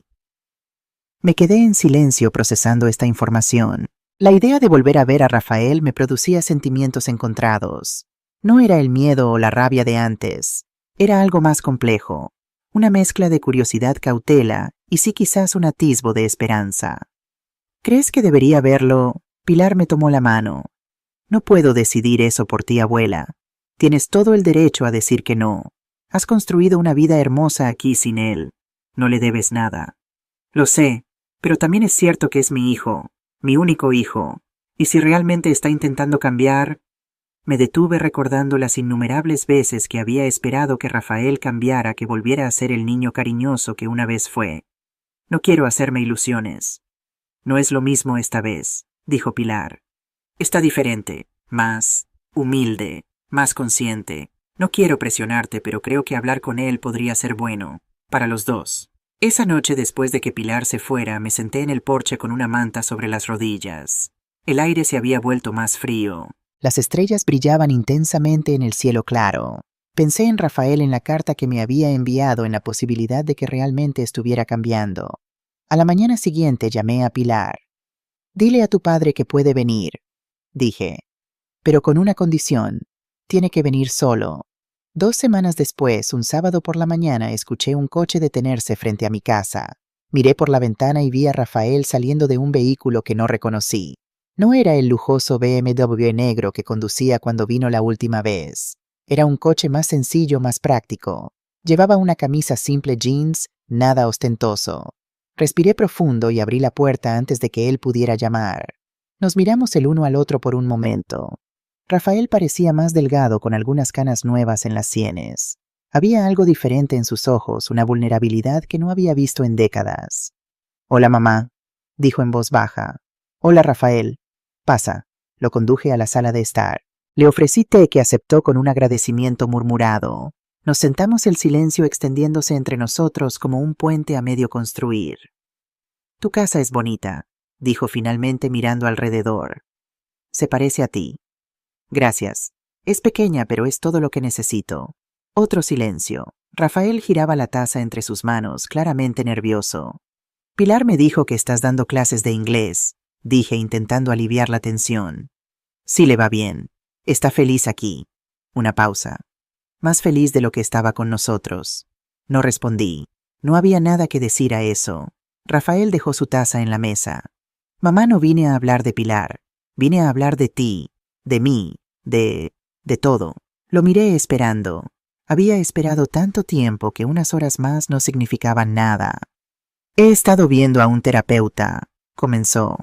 Después de que te fuiste, después de la carta que te envié, me di cuenta de que necesitaba ayuda, no solo por lo que te hice a ti, sino por lo que le estaba haciendo a todos en mi vida. Se pasó la mano por el pelo, un gesto que reconocí de cuando era niño y estaba nervioso. El terapeuta me ayudó a entender algunas cosas sobre mí mismo, cosas que no quería ver. ¿Qué cosas? Que estaba repitiendo patrones, que trataba a las personas como objetos, como posesiones, especialmente a las mujeres de mi vida, a Carmela, a Pilar.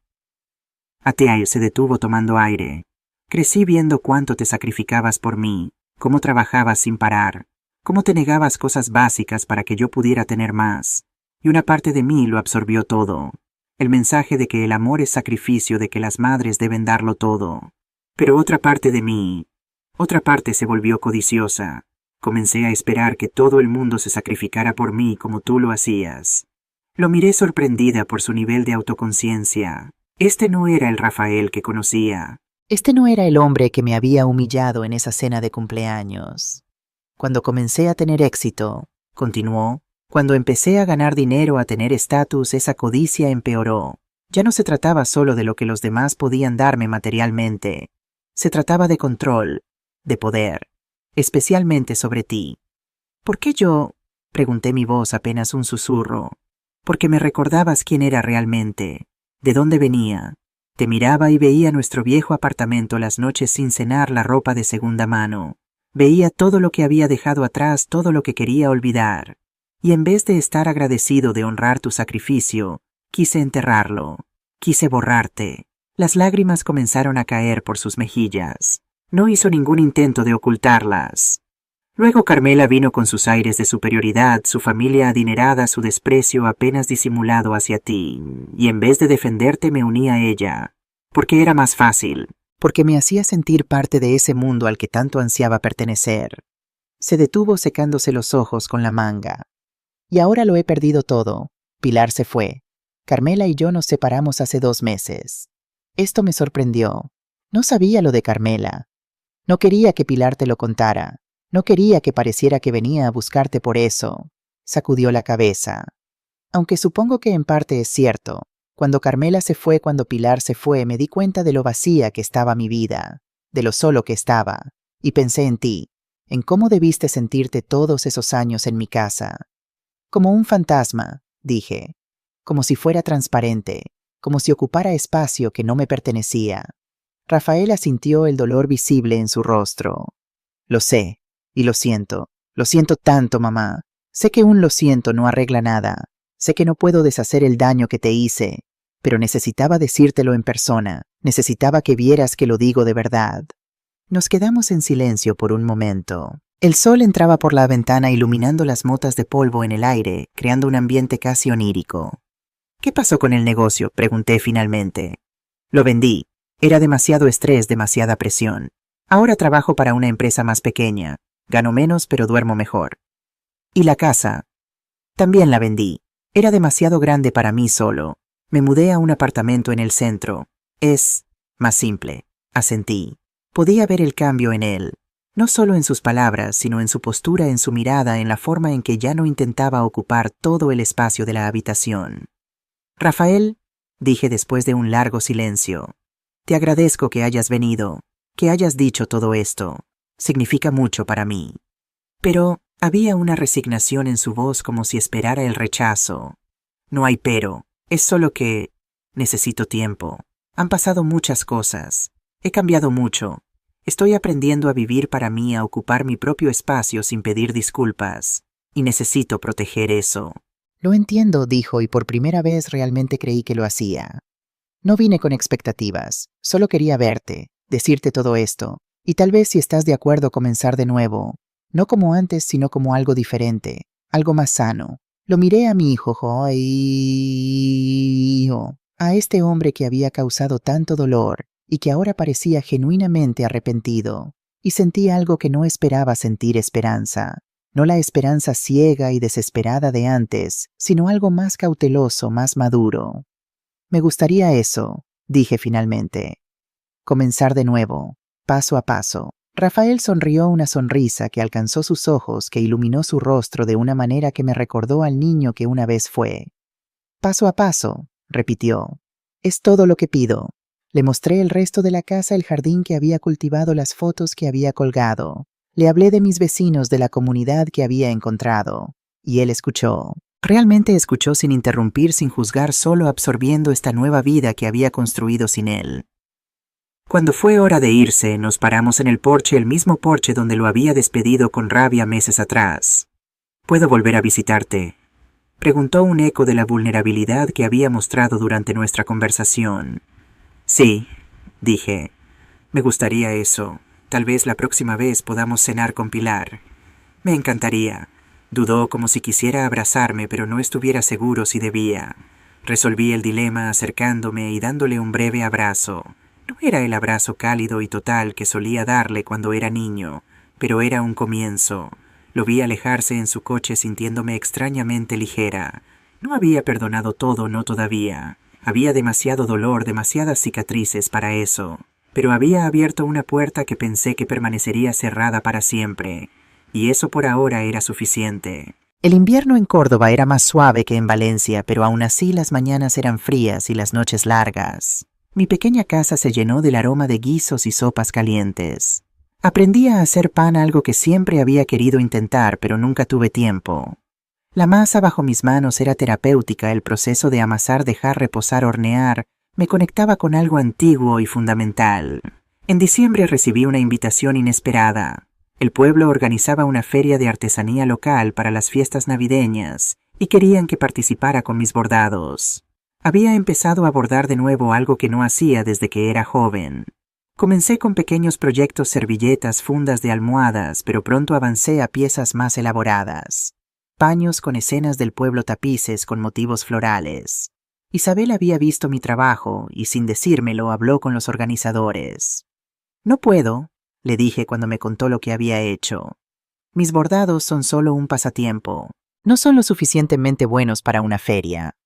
Tonterías, respondió Isabel con su franqueza habitual. Son hermosos y únicos. Tienes un don, Sofía. Es hora de que los demás también lo vean. Así que con nerviosismo acepté. Pilar me ayudó a preparar mi puesto. Rafael incluso se ofreció a venir desde Valencia para apoyarme, una oferta que después de pensarlo acepté. El día de la feria amaneció claro y frío. Mi puesto estaba situado entre el de un alfarero local y una mujer que vendía mermeladas caseras. Desplegué mis bordados, cada uno cuidadosamente etiquetado y con precio, aunque no esperaba vender muchos. Pilar llegó temprano para ayudarme a organizar todo. Lucía vino con sus hijos, quienes habían hecho pequeños carteles coloridos para anunciar mis creaciones. Javier trajo café caliente y pasteles. Isabel se instaló en una silla junto a mí, declarando que sería mi asistente de ventas honoraria. Rafael llegó poco antes del mediodía. Venía solo como había prometido. Se detuvo frente al puesto mirando mis bordados con genuina admiración. «Mamá, estos son increíbles», dijo tomando un tapiz que mostraba el patio de mi casa con todas sus flores en plena floración. «No sabía que hacías esto». «Hace mucho tiempo que no lo hacía», respondí. «Lo retomé cuando vine aquí. Tengo más tiempo ahora, y más paz». Asintió, entendiendo el significado detrás de mis palabras. «¿Puedo comprarte este coat?», preguntó sosteniendo el tapiz. «No seas ridículo. No tienes que comprar nada». «No lo hago por obligación. Realmente me gusta. Quiero tenerlo en mi apartamento, para recordarme tu nuevo hogar». Lo miré buscando signos de falsedad o manipulación, los viejos patrones que había aprendido a detectar. Pero solo vi sinceridad. Otro pequeño paso en nuestro nuevo camino. «Está bien», cedí. «Pero es un regalo. No te dejaré pagar por él». Para mi sorpresa, la feria fue un éxito. Vendí casi todos mis bordados. Personas que ni siquiera conocía se detenían, admiraban mi trabajo, me preguntaban si aceptaba encargos. Una mujer que dirigía una pequeña galería en Córdoba capital me ofreció un espacio en una exposición colectiva de arte textil que estaba organizando. Al final del día estaba exhausta pero exultante. Rafael, Pilar, Isabel, Lucía, Javier, todos se reunieron alrededor de mi puesto para celebrar. «¿Ves?», dijo Isabel dándome un codazo juguetón. «Te dije que eran buenos. Siempre has sido demasiado modesta, Sofía». «No modesta», corrigió Pilar. solo que nunca tuvo a nadie que realmente viera su talento, que la viera a ella.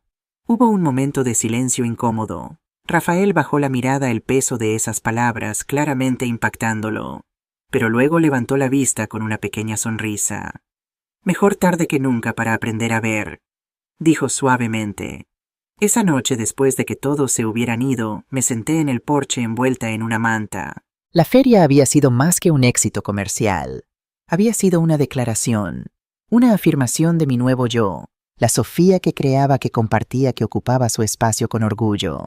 La siguiente semana, justo antes de Navidad, recibí otra sorpresa, una carta del ayuntamiento. Al principio pensé que sería algo relacionado con impuestos o algún asunto administrativo, pero cuando la abrí descubrí que era una invitación para formar parte de un programa de educación comunitaria. Querían que enseñara bordado tradicional a jóvenes del pueblo. Llamé a Elena de inmediato. ¿Tuviste algo que ver con esto?, pregunté sin preámbulos. Su risa al otro lado de la línea confirmó mis sospechas. Puede que haya mencionado tu nombre a alguien en el departamento cultural. Después de verte en la feria estaba claro que tienes mucho que enseñar. Pero el mérito es todo tuyo, Sofía. Tu trabajo habló por sí mismo. No sé si estoy calificada para enseñar. ¿Y quién lo está? Todos aprendemos sobre la marcha. Además, no se trata solo de bordado. Se trata de pasar conocimiento, tradición, sabiduría. Y de eso, mi querida prima, tienes de sobra. Después de pensarlo unos días, decidí aceptar. Las clases comenzarían en enero, una vez por semana, en el Centro Cultural del pueblo. No pagarían mucho, pero no lo hacía por el dinero. Lo hacía por la conexión, por la oportunidad de compartir algo que amaba, por la posibilidad de dejar una pequeña marca en el mundo. La Navidad de ese año fue diferente a cualquiera que hubiera vivido antes. Simple pero rica, íntima pero expansiva. Pilar y yo decoramos la casa con ramas de pino y naranjas clavadas con canela. Hicimos polvorones siguiendo la receta de mi abuela. Invitamos a Isabel, a Javier, a Lucía y sus hijos, a Elena y su esposo. Y después de mucha reflexión también invité a Rafael. Vino con un pequeño árbol de Navidad para mi sala y regalos para todos. Se integró en el grupo con una humildad que nunca antes había visto en él. Ayudó a servir la cena. Jugó con los niños de Lucía. Escuchó con genuino interés las historias de Javier sobre sus años como pescador. Durante la cena, mientras todos hablaban y reían alrededor de la mesa que habíamos expandido con tablas improvisadas para acomodar a todos, me encontré observando la escena con una sensación de asombro. Esta era mi familia ahora. No solo Rafael y Pilar, sino todos ellos. Personas que me veían, que me valoraban, que disfrutaban de mi compañía no por lo que pudiera hacer por ellos, sino por quién era.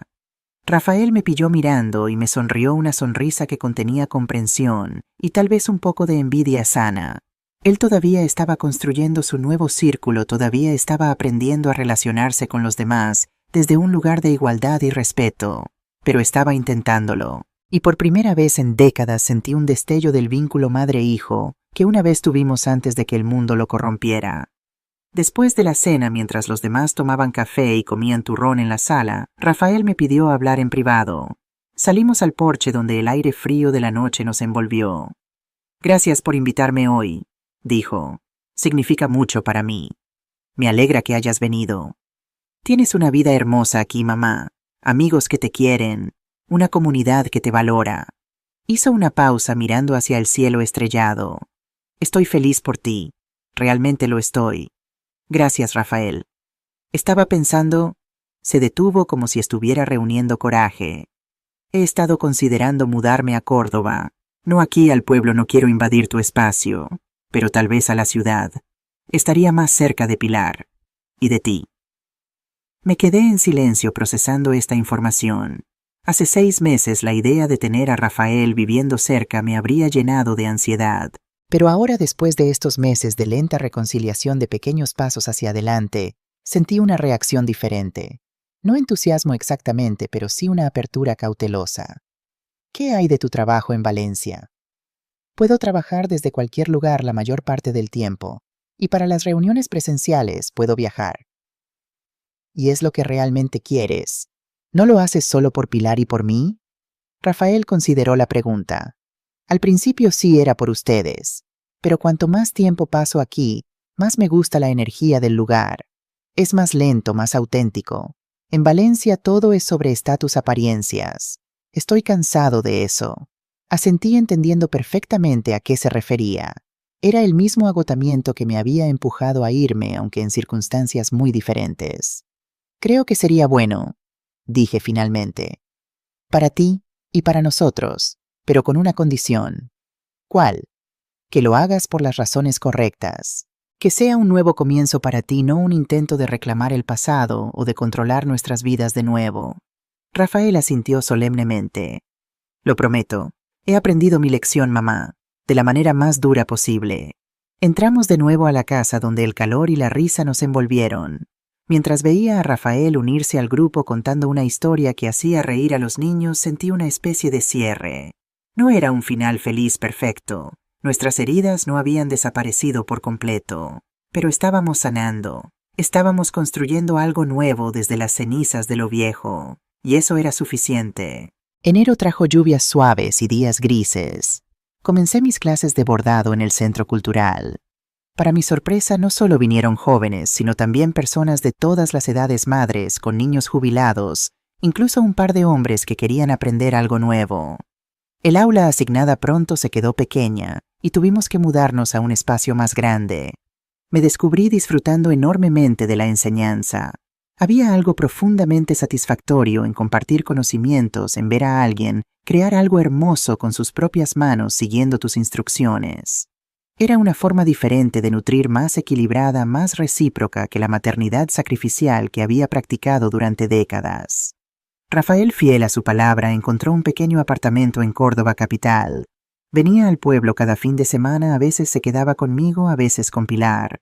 Nuestra relación seguía siendo cautelosa, pero cada vez más cómoda. Hablábamos de cosas que nunca antes habíamos discutido: sus sesiones de terapia, mis años de soledad en su casa, las formas en que ambos habíamos contribuido a nuestros patrones disfuncionales. No eran conversaciones fáciles, pero eran necesarias. Una tarde lluviosa de febrero estaba en casa preparando materiales para mi clase del día siguiente, cuando escuché un golpe en la puerta. No esperaba visitas. Pilar estaba en un curso de formación en Sevilla. Rafael había mencionado que tenía reuniones de trabajo toda la semana. Abrí la puerta y me quedé sin aliento. Allí, empapada por la lluvia y claramente incómoda, estaba Carmela. «Sofía», dijo su voz tensa. «¿Puedo pasar? Necesito hablar contigo». Durante un momento me quedé paralizada. Carmela, la mujer que había contribuido a mi invisibilidad en la casa de Rafael, que había mirado mis manos ásperas con desdén, que había hecho comentarios cortantes disfrazados de consejos. Aquí en mi puerta, en mi territorio. Pero algo en su expresión, vulnerabilidad, quizás, o simple agotamiento, me hizo dar un paso atrás y gesticular para que entrara. «Estás empapada», dije buscando una toalla. «¿Cómo llegaste aquí?» «En taxi desde la estación. No sabía que llovería tanto». Le entregué la toalla y le ofrecí té, que aceptó con un murmurado agradecimiento. Nos sentamos en la sala, el silencio entre nosotras pesado, con años de tensión no resuelta. «Rafael no sabe que estoy aquí», dijo finalmente Carmela, mirando su taza en lugar de a mí. «Nadie lo sabe». «¿Por qué viniste?» Respiró profundo, como si estuviera reuniendo fuerzas. «Porque necesitaba verte, necesitaba disculparme. De todas las cosas que podría haber dicho, esta era la que menos esperaba». Carmela nunca había sido del tipo que se disculpa. Su mundo estaba claramente dividido entre los que importaban ella, su familia, sus amigos de alta sociedad, y los que no, el resto de nosotros. «Disculparte por cómo te traté, por cómo permití que Rafael te tratara». Sus ojos se encontraron con los míos, llenos de una emoción que no podía identificar completamente. «No tengo excusas.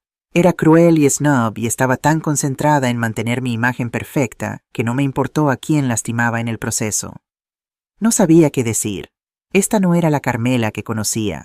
Esta mujer vulnerable, autocrítica, era una extraña para mí. «¿Qué cambió?», pregunté finalmente. «Todo». Dejó su taza en la mesa.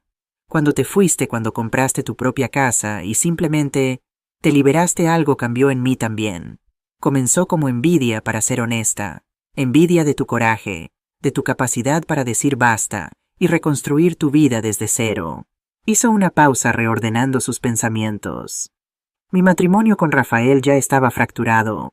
Llevábamos años fingiendo, manteniendo las apariencias. Cuando Pilar se fue, cuando el negocio comenzó a tener problemas, ya no teníamos nada a lo que aferrarnos. Ningún objetivo común que nos mantuviera juntos. Lo siento, dije y lo decía en serio. Independientemente de cómo me había tratado Carmela, entendía el dolor de un matrimonio fracasado, de una vida que no resultó como esperabas. No lo sientas, fue lo mejor que pudo pasar. Se enderezó un destello de su antigua resolución apareciendo. Me obligó a mirarme realmente a mí misma, a cuestionar todas las decisiones que había tomado, todos los valores que había defendido. Y ahora estás aquí. Y ahora estoy aquí. Porque antes de poder seguir adelante necesito arreglar algunos de los daños que causé. Necesito decirte cara a cara que lo siento, por todo. La miré tratando de reconciliar a esta mujer contrita con la Carmela que había conocido durante tantos años. ¿Era sincera? ¿O era otro juego, otra manipulación? Carmela, aprecio que hayas venido, que hayas dicho todo esto. Pero han pasado muchas cosas. No puedo simplemente olvidar.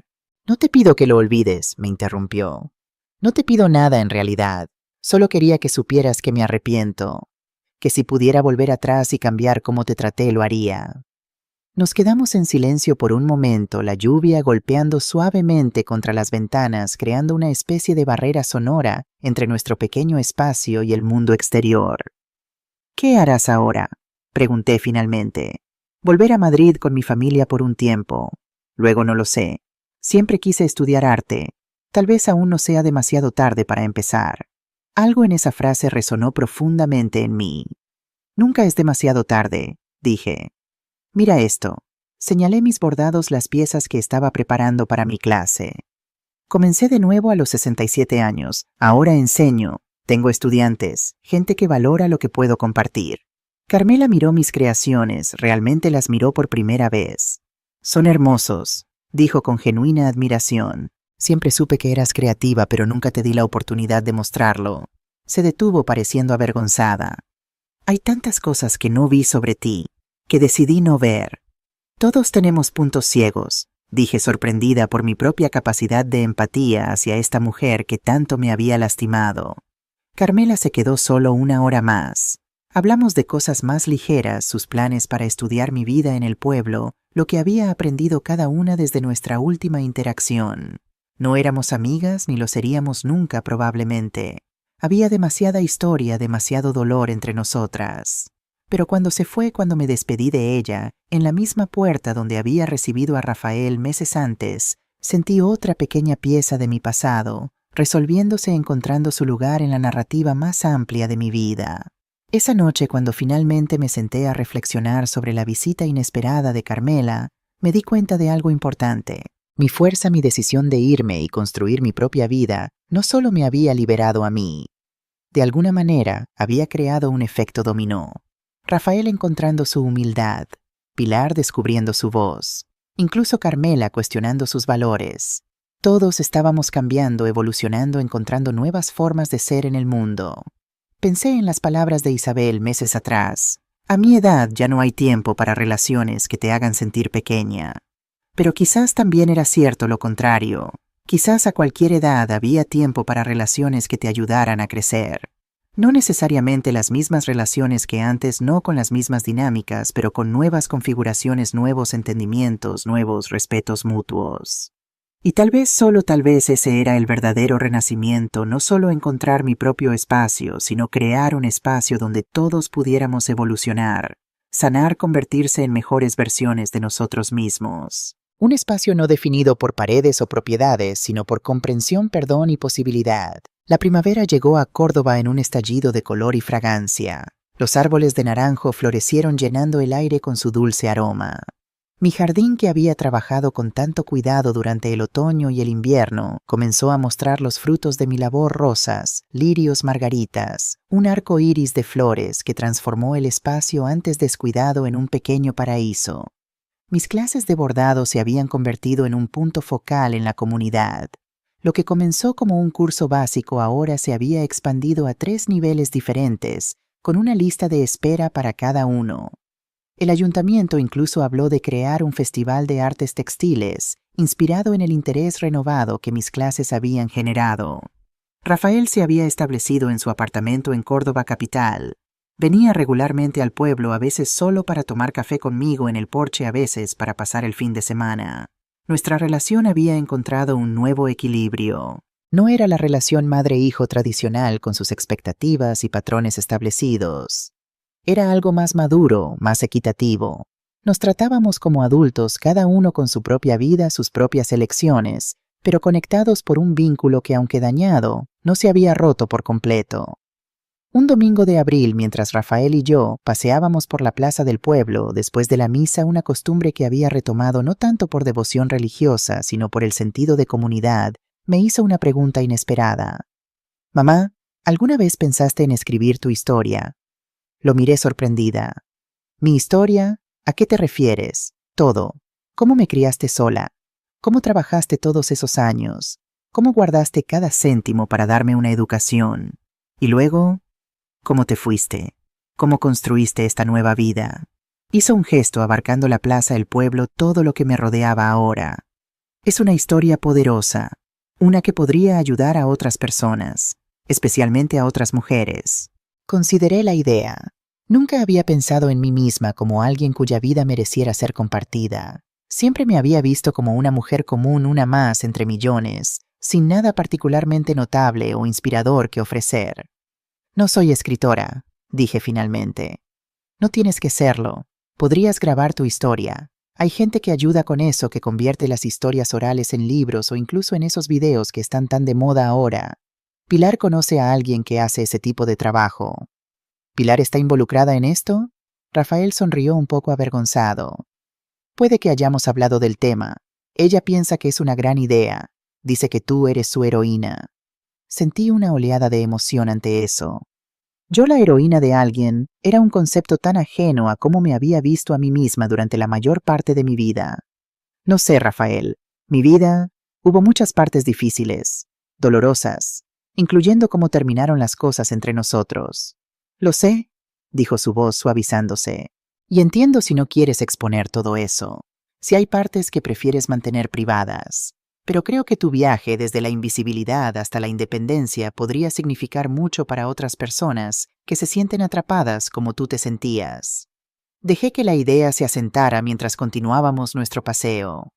Compartir mi historia, exponerme de esa manera, era intimidante. Pero también había algo atractivo en la idea de que mis experiencias, mis luchas, mi eventual triunfo pudieran servir de inspiración o consuelo para otros. «Lo pensaré», dije finalmente. Y lo hice. Durante las siguientes semanas, la idea de compartir mi historia se mantuvo en el fondo de mi mente, emergiendo en momentos inesperados. Cuando enseñaba a una estudiante particularmente frustrada a perseverar con una puntada difícil. Cuando Isabel compartía sus propias historias de resistencia y resiliencia. Cuando veía a Lucía malabarear su trabajo y la crianza de sus hijos, sacrificándose diariamente, pero también aprendiendo a establecer límites que yo nunca supe establecer. Finalmente, una tarde, mientras tomaba café con Pilar en mi porche, saqué el tema. «Tu padre mencionó algo sobre escribir mi historia. Dijo que tú conoces a alguien que podría ayudar». Pilar se iluminó. «Sí, mi amiga Marta trabaja con una productora pequeña. Hacen documentales, videos para redes sociales, ese tipo de cosas. Le hablé de ti, de todo lo que has superado, de lo inspiradora que eres, y está muy interesada». No sé si inspiradora es la palabra que usaría. «Abuela», me interrumpió Pilar tomando mi mano. «Criaste a un hijo sola en una época en que ser madre soltera era una vergüenza. Trabajaste en trabajos que muchos considerarían demasiado duros o demasiado humildes. Ahorraste cada céntimo para darle a mi padre una educación que tú nunca pudiste tener. Y cuando él te falló, cuando te trató como si fueras invisible, encontraste el valor no solo para irte, sino para construir una vida completamente nueva por ti misma». Sus ojos brillaban con emoción. Si eso no es inspirador, no sé qué lo es. Sus palabras me conmovieron más profundamente de lo que podía expresar. Verme a través de sus ojos como una mujer fuerte, valiente, digna de admiración, era una perspectiva tan radicalmente diferente de cómo me había visto a mí misma durante la mayor parte de mi vida. Y si la gente me juzga, si piensan que fui una mala madre por irme, o que esperé demasiado tiempo, o que debería haber hecho las cosas de manera diferente. «Algunos lo harán», admitió Pilar. «Siempre hay quienes juzgan sin entender. Pero para cada persona que critique habrá 10 que se vean reflejados en tu historia. que sientan menos solos, que tal vez encuentren el valor para hacer cambios en sus propias vidas. Respiré profundo considerando. Había pasado tanto tiempo siendo invisible, ocupando el menor espacio posible, tratando de no molestar, de no incomodar. La idea de poner mi vida, mis elecciones, mis heridas en exhibición pública era aterradora. Pero tal vez ese era precisamente el punto. Tal vez después de décadas de silencio era hora de hablar. De ocupar espacio no solo físicamente en mi pequeña casa en Córdoba, sino narrativamente en la conversación más amplia sobre familia, valor, independencia y el derecho de toda persona, independientemente de su edad, a ser vista y valorada. Está bien, dije finalmente. Hablemos con tu amiga, veamos qué podemos crear juntas. 2 semanas después, Marta vino a visitarme. Era una joven enérgica con gafas de montura gruesa y una sonrisa contagiosa. Me explicó el proceso, una serie de entrevistas grabadas, algunas sesiones de filmación de mi vida diaria, mi casa, mi jardín, mis clases de bordado. El objetivo no era solo contar mi historia, sino capturar la esencia de la vida que había construido el espacio que ahora ocupaba con tanto orgullo. Estoy pensando en un formato corto para redes sociales, explicó. Pero también podríamos hacer una versión más larga para festivales de documentales. Su historia tiene muchas capas, Sofía. Creo que resonará con muchas personas. ¿Y qué pasa con Rafael, con mi hijo? Su papel en esta historia no es positivo. Podemos manejarlo con sensibilidad, aseguró Marta. No se trata de villanos y héroes. Se trata de relaciones humanas complicadas, de errores y redención, de segundas oportunidades. Miré a Pilar, quien asintió alentadoramente. Hablé con papá sobre esto, dijo. Está dispuesto a participar si tú quieres, a contar su lado de la historia, a admitir sus errores. Eso me sorprendió. La disposición de Rafael a exponerse de esa manera, a asumir públicamente su responsabilidad, era otro signo del cambio genuino que había experimentado. Piénsalo, dijo Marta sin presionar. Tómate el tiempo que necesites. Esto debe hacerse en tus términos, no en los de nadie más. Esa noche, después de que Pilar y Marta se fueran, me senté en el porche con una taza de té, mirando las estrellas. Pensé en mi vida en todas sus fases y facetas. En la joven madre soltera desesperada por sobrevivir y dar a su hijo una vida mejor. En la mujer de mediana edad, todavía sacrificándose, todavía esperando reconocimiento y gratitud que nunca llegaron. En la mujer mayor invisible, en la casa de su propio hijo, tragándose palabras, haciéndose pequeña. Y luego en la mujer que había emergido de todo ese dolor y sacrificio, la que había dicho basta, la que había comprado su propia casa, la que había plantado un jardín, la que enseñaba a otros a crear belleza con sus manos, la que había aprendido finalmente a ocupar espacio. Mi teléfono sonó sacándome de mis reflexiones. Era Rafael. Hola mamá, Pilar me contó que Marta te visitó hoy. Sí, hablamos sobre el proyecto. Me dijo que estarías dispuesto a participar. Hubo una pausa al otro lado de la línea. Lo estoy, si tú quieres que lo haga. Creo que es importante que asuma mi parte en lo que pasó, que enfrente las consecuencias de mis acciones. Es valiente de tu parte, dije y lo decía en serio. No tan valiente como lo que tú hiciste. Irte así, empezar de nuevo, otra pausa. Quiero que sepas que estoy orgulloso de ti, mamá, de la mujer en la que te has convertido, de la vida que has creado. Sus palabras me tocaron profundamente. Durante toda mi vida había buscado la aprobación de Rafael. Había ansiado su reconocimiento, su gratitud. Y ahora que lo tenía, descubrí que aunque significaba mucho, ya no lo necesitaba para validarme. Mi valía no dependía de su opinión o de la de nadie más. Estaba anclada en mi interior, en mi propio sentido de dignidad y propósito. Gracias, Rafael. Significa mucho escuchar eso. Entonces lo harás. El documental. Miré hacia mi jardín bañado en la luz plateada de la luna. Las rosas, los lirios, las hierbas aromáticas que había plantado con mis propias manos. Pensé en mis estudiantes, en mis vecinos, en la comunidad que me había acogido. En todas las mujeres como yo que quizás se sentían invisibles, que tal vez necesitaban un empujón, un ejemplo, una luz guía para encontrar su propio camino hacia la independencia. Sí, dije finalmente. Lo haré. Contaré mi historia. El día que cumplí 68 años, mi jardín estaba en plena floración. Rosas de todos los colores, lirios blancos, margaritas salvajes, hierbas aromáticas cuyos aromas llenaban el aire. El porche estaba decorado con guirnaldas de flores y luces pequeñas. Una mesa larga, cubierta con un mantel bordado por mí misma, ocupaba el centro del jardín lista para recibir a los invitados. Pilar había insistido en organizar la celebración. Tu primer cumpleaños en tu nueva vida merece algo especial, había dicho. Y aunque me resistí al principio no queriendo ser el centro de atención, eventualmente cedí a su entusiasmo. Los invitados comenzaron a llegar al atardecer. Isabel con un pastel casero, Javier con una botella de vino local, Lucía y sus hijos con tarjetas hechas a mano, Elena y su esposo, mis estudiantes de bordado quienes se habían unido para hacerme un tapiz colaborativo que mostraba mi casa y jardín, Rafael con un ramo de flores y una pequeña caja envuelta en papel plateado. Y para mi sorpresa, incluso Miguel, el primo de Rafael, que me había apoyado desde el principio, trajo a su esposa, a quien nunca había conocido, y a sus 2 hijas adolescentes. No podíamos perdernos la celebración de la mujer más valiente de la familia, dijo al abrazarme. La tarde transcurrió en una mezcla de conversaciones, risas, comida compartida y brindis. A medida que el sol comenzaba a ponerse bañando el jardín en una luz dorada, Rafael se puso de pie, copa en mano. Hubo un momento de tensión. No pude evitar recordar otra reunión, otro brindis, otro cumpleaños. Aquellas palabras crueles que habían sido el catalizador de mi partida. Algunas personas son importantes, otras solo ocupan espacio.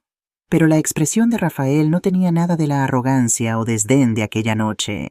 Sus ojos estaban claros, su postura humilde. Quiero brindar por mi madre, comenzó su voz ligeramente temblorosa. Por Sofía. Por sus 68 años de vida, cada uno de ellos vivido con una fuerza y dignidad que solo ahora estoy comenzando a comprender plenamente. Hizo una pausa tragando visiblemente. Vi a Pilar asentir alentadoramente. Hace un año cometí el error más grande de mi vida. Dije palabras que lastimaron profundamente a la persona que más me había amado, que más había sacrificado por mí. Palabras que nunca podré retirar, pero que espero con el tiempo y mis acciones poder reparar. Se volvió para mirarme directamente. Mamá, una vez dije que algunas personas son importantes y otras solo ocupan espacio. Estaba equivocado. Todos ocupamos espacio en este mundo. El espacio que creamos con nuestras acciones, con nuestro amor, con nuestra valentía. Y tú, con tu decisión de valorarte a ti misma, de construir esta nueva vida, has creado uno de los espacios más hermosos e inspiradores que he conocido. Levantó su copa más alto. Por Sofía, por el espacio que ocupa, por el ejemplo que nos da a todos. Por Sofía, corearon todos levantando sus copas. Sentí las lágrimas correr por mis mejillas, pero no eran lágrimas de dolor o humillación como las de aquella noche. Eran lágrimas de reconocimiento, de validación, de círculos que se cerraban y heridas que comenzaban finalmente a sanar. Después de la cena, mientras los demás seguían conversando, Rafael me entregó el pequeño paquete que había traído. «Feliz cumpleaños, mamá», dijo suavemente. Lo abrí con cuidado. Dentro había un colgante de plata con un dije en forma de casa, simple, elegante, significativo. «Para que siempre recuerdes que encontraste tu hogar», explicó. «No solo este lugar físico, sino tu lugar en el mundo, tu derecho a existir exactamente como eres». Lo abracé no con el abrazo desesperado y autoanulante de antes, sino con el abrazo equilibrado de 2 adultos que se estaban redescubriendo, reconstruyendo una relación basada en el respeto mutuo, en lugar de la dependencia o el control. Más tarde esa noche, después de que todos se hubieran ido y la casa quedara en silencio, me senté sola en el porche. Me puse el colgante sintiendo su peso reconfortante contra mi piel. Miré hacia el jardín, hacia la mesa donde todos habíamos compartido comida y conversación, hacia las flores que brillaban suavemente bajo la luz de la luna. Pensé en la mujer que había sido un año atrás, la mujer invisible en la esquina de la mesa, la mujer que agachaba la cabeza, que se hacía pequeña, que pedía disculpas por existir. Y luego pensé en la mujer que era ahora, la mujer que enseñaba, que creaba, que compartía, la mujer que ocupaba espacio con orgullo, con propósito, con alegría. El documental que Marta estaba filmando estaba casi terminado. Habíamos pasado meses recopilando entrevistas, filmando mi vida diaria, capturando la esencia de mi viaje. Rafael había participado honesto y vulnerable frente a la cámara, asumiendo su responsabilidad, mostrando su arrepentimiento, pero también su crecimiento.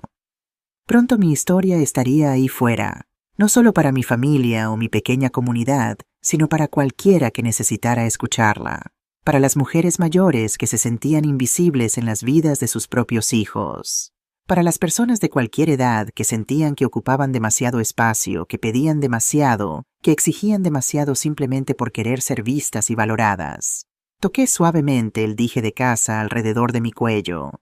Pensé en todas las definiciones de hogar, un lugar, un sentimiento, un derecho. Pensé en el hogar que había construido para Rafael, sacrificando tanto de mí misma en el proceso. Y luego en este nuevo hogar construido, no desde el sacrificio, sino desde la afirmación. No desde la negación de mí misma, sino desde mi plena expresión. Mi teléfono vibró con un mensaje. Era Pilar. Gracias por la celebración más hermosa, abuela. Te quiero muchísimo. Estoy tan orgullosa de ser tu nieta, de ser parte del espacio que ocupas en este mundo. Sonreí tecleando una respuesta. El espacio siempre es más hermoso cuando lo compartimos con quienes realmente nos ven. Te quiero, mi niña. Guardé el teléfono y miré hacia las estrellas. Sentí una profunda paz, un sentido de propósito cumplido, no terminado, sino evolucionando. Mi historia no había concluido. En muchos sentidos apenas comenzaba. Había nuevas clases que enseñar, nuevos bordados, que crear nuevas relaciones que nutrir. Había un documental que compartir, semillas de inspiración que plantar en los corazones de otros. Pero lo más importante, había espacio. Espacio para crecer, para cambiar, para perdonar. Espacio para amar no desde el sacrificio, sino desde la plenitud. Espacio para ser exactamente quien era, sin disculpas, sin explicaciones.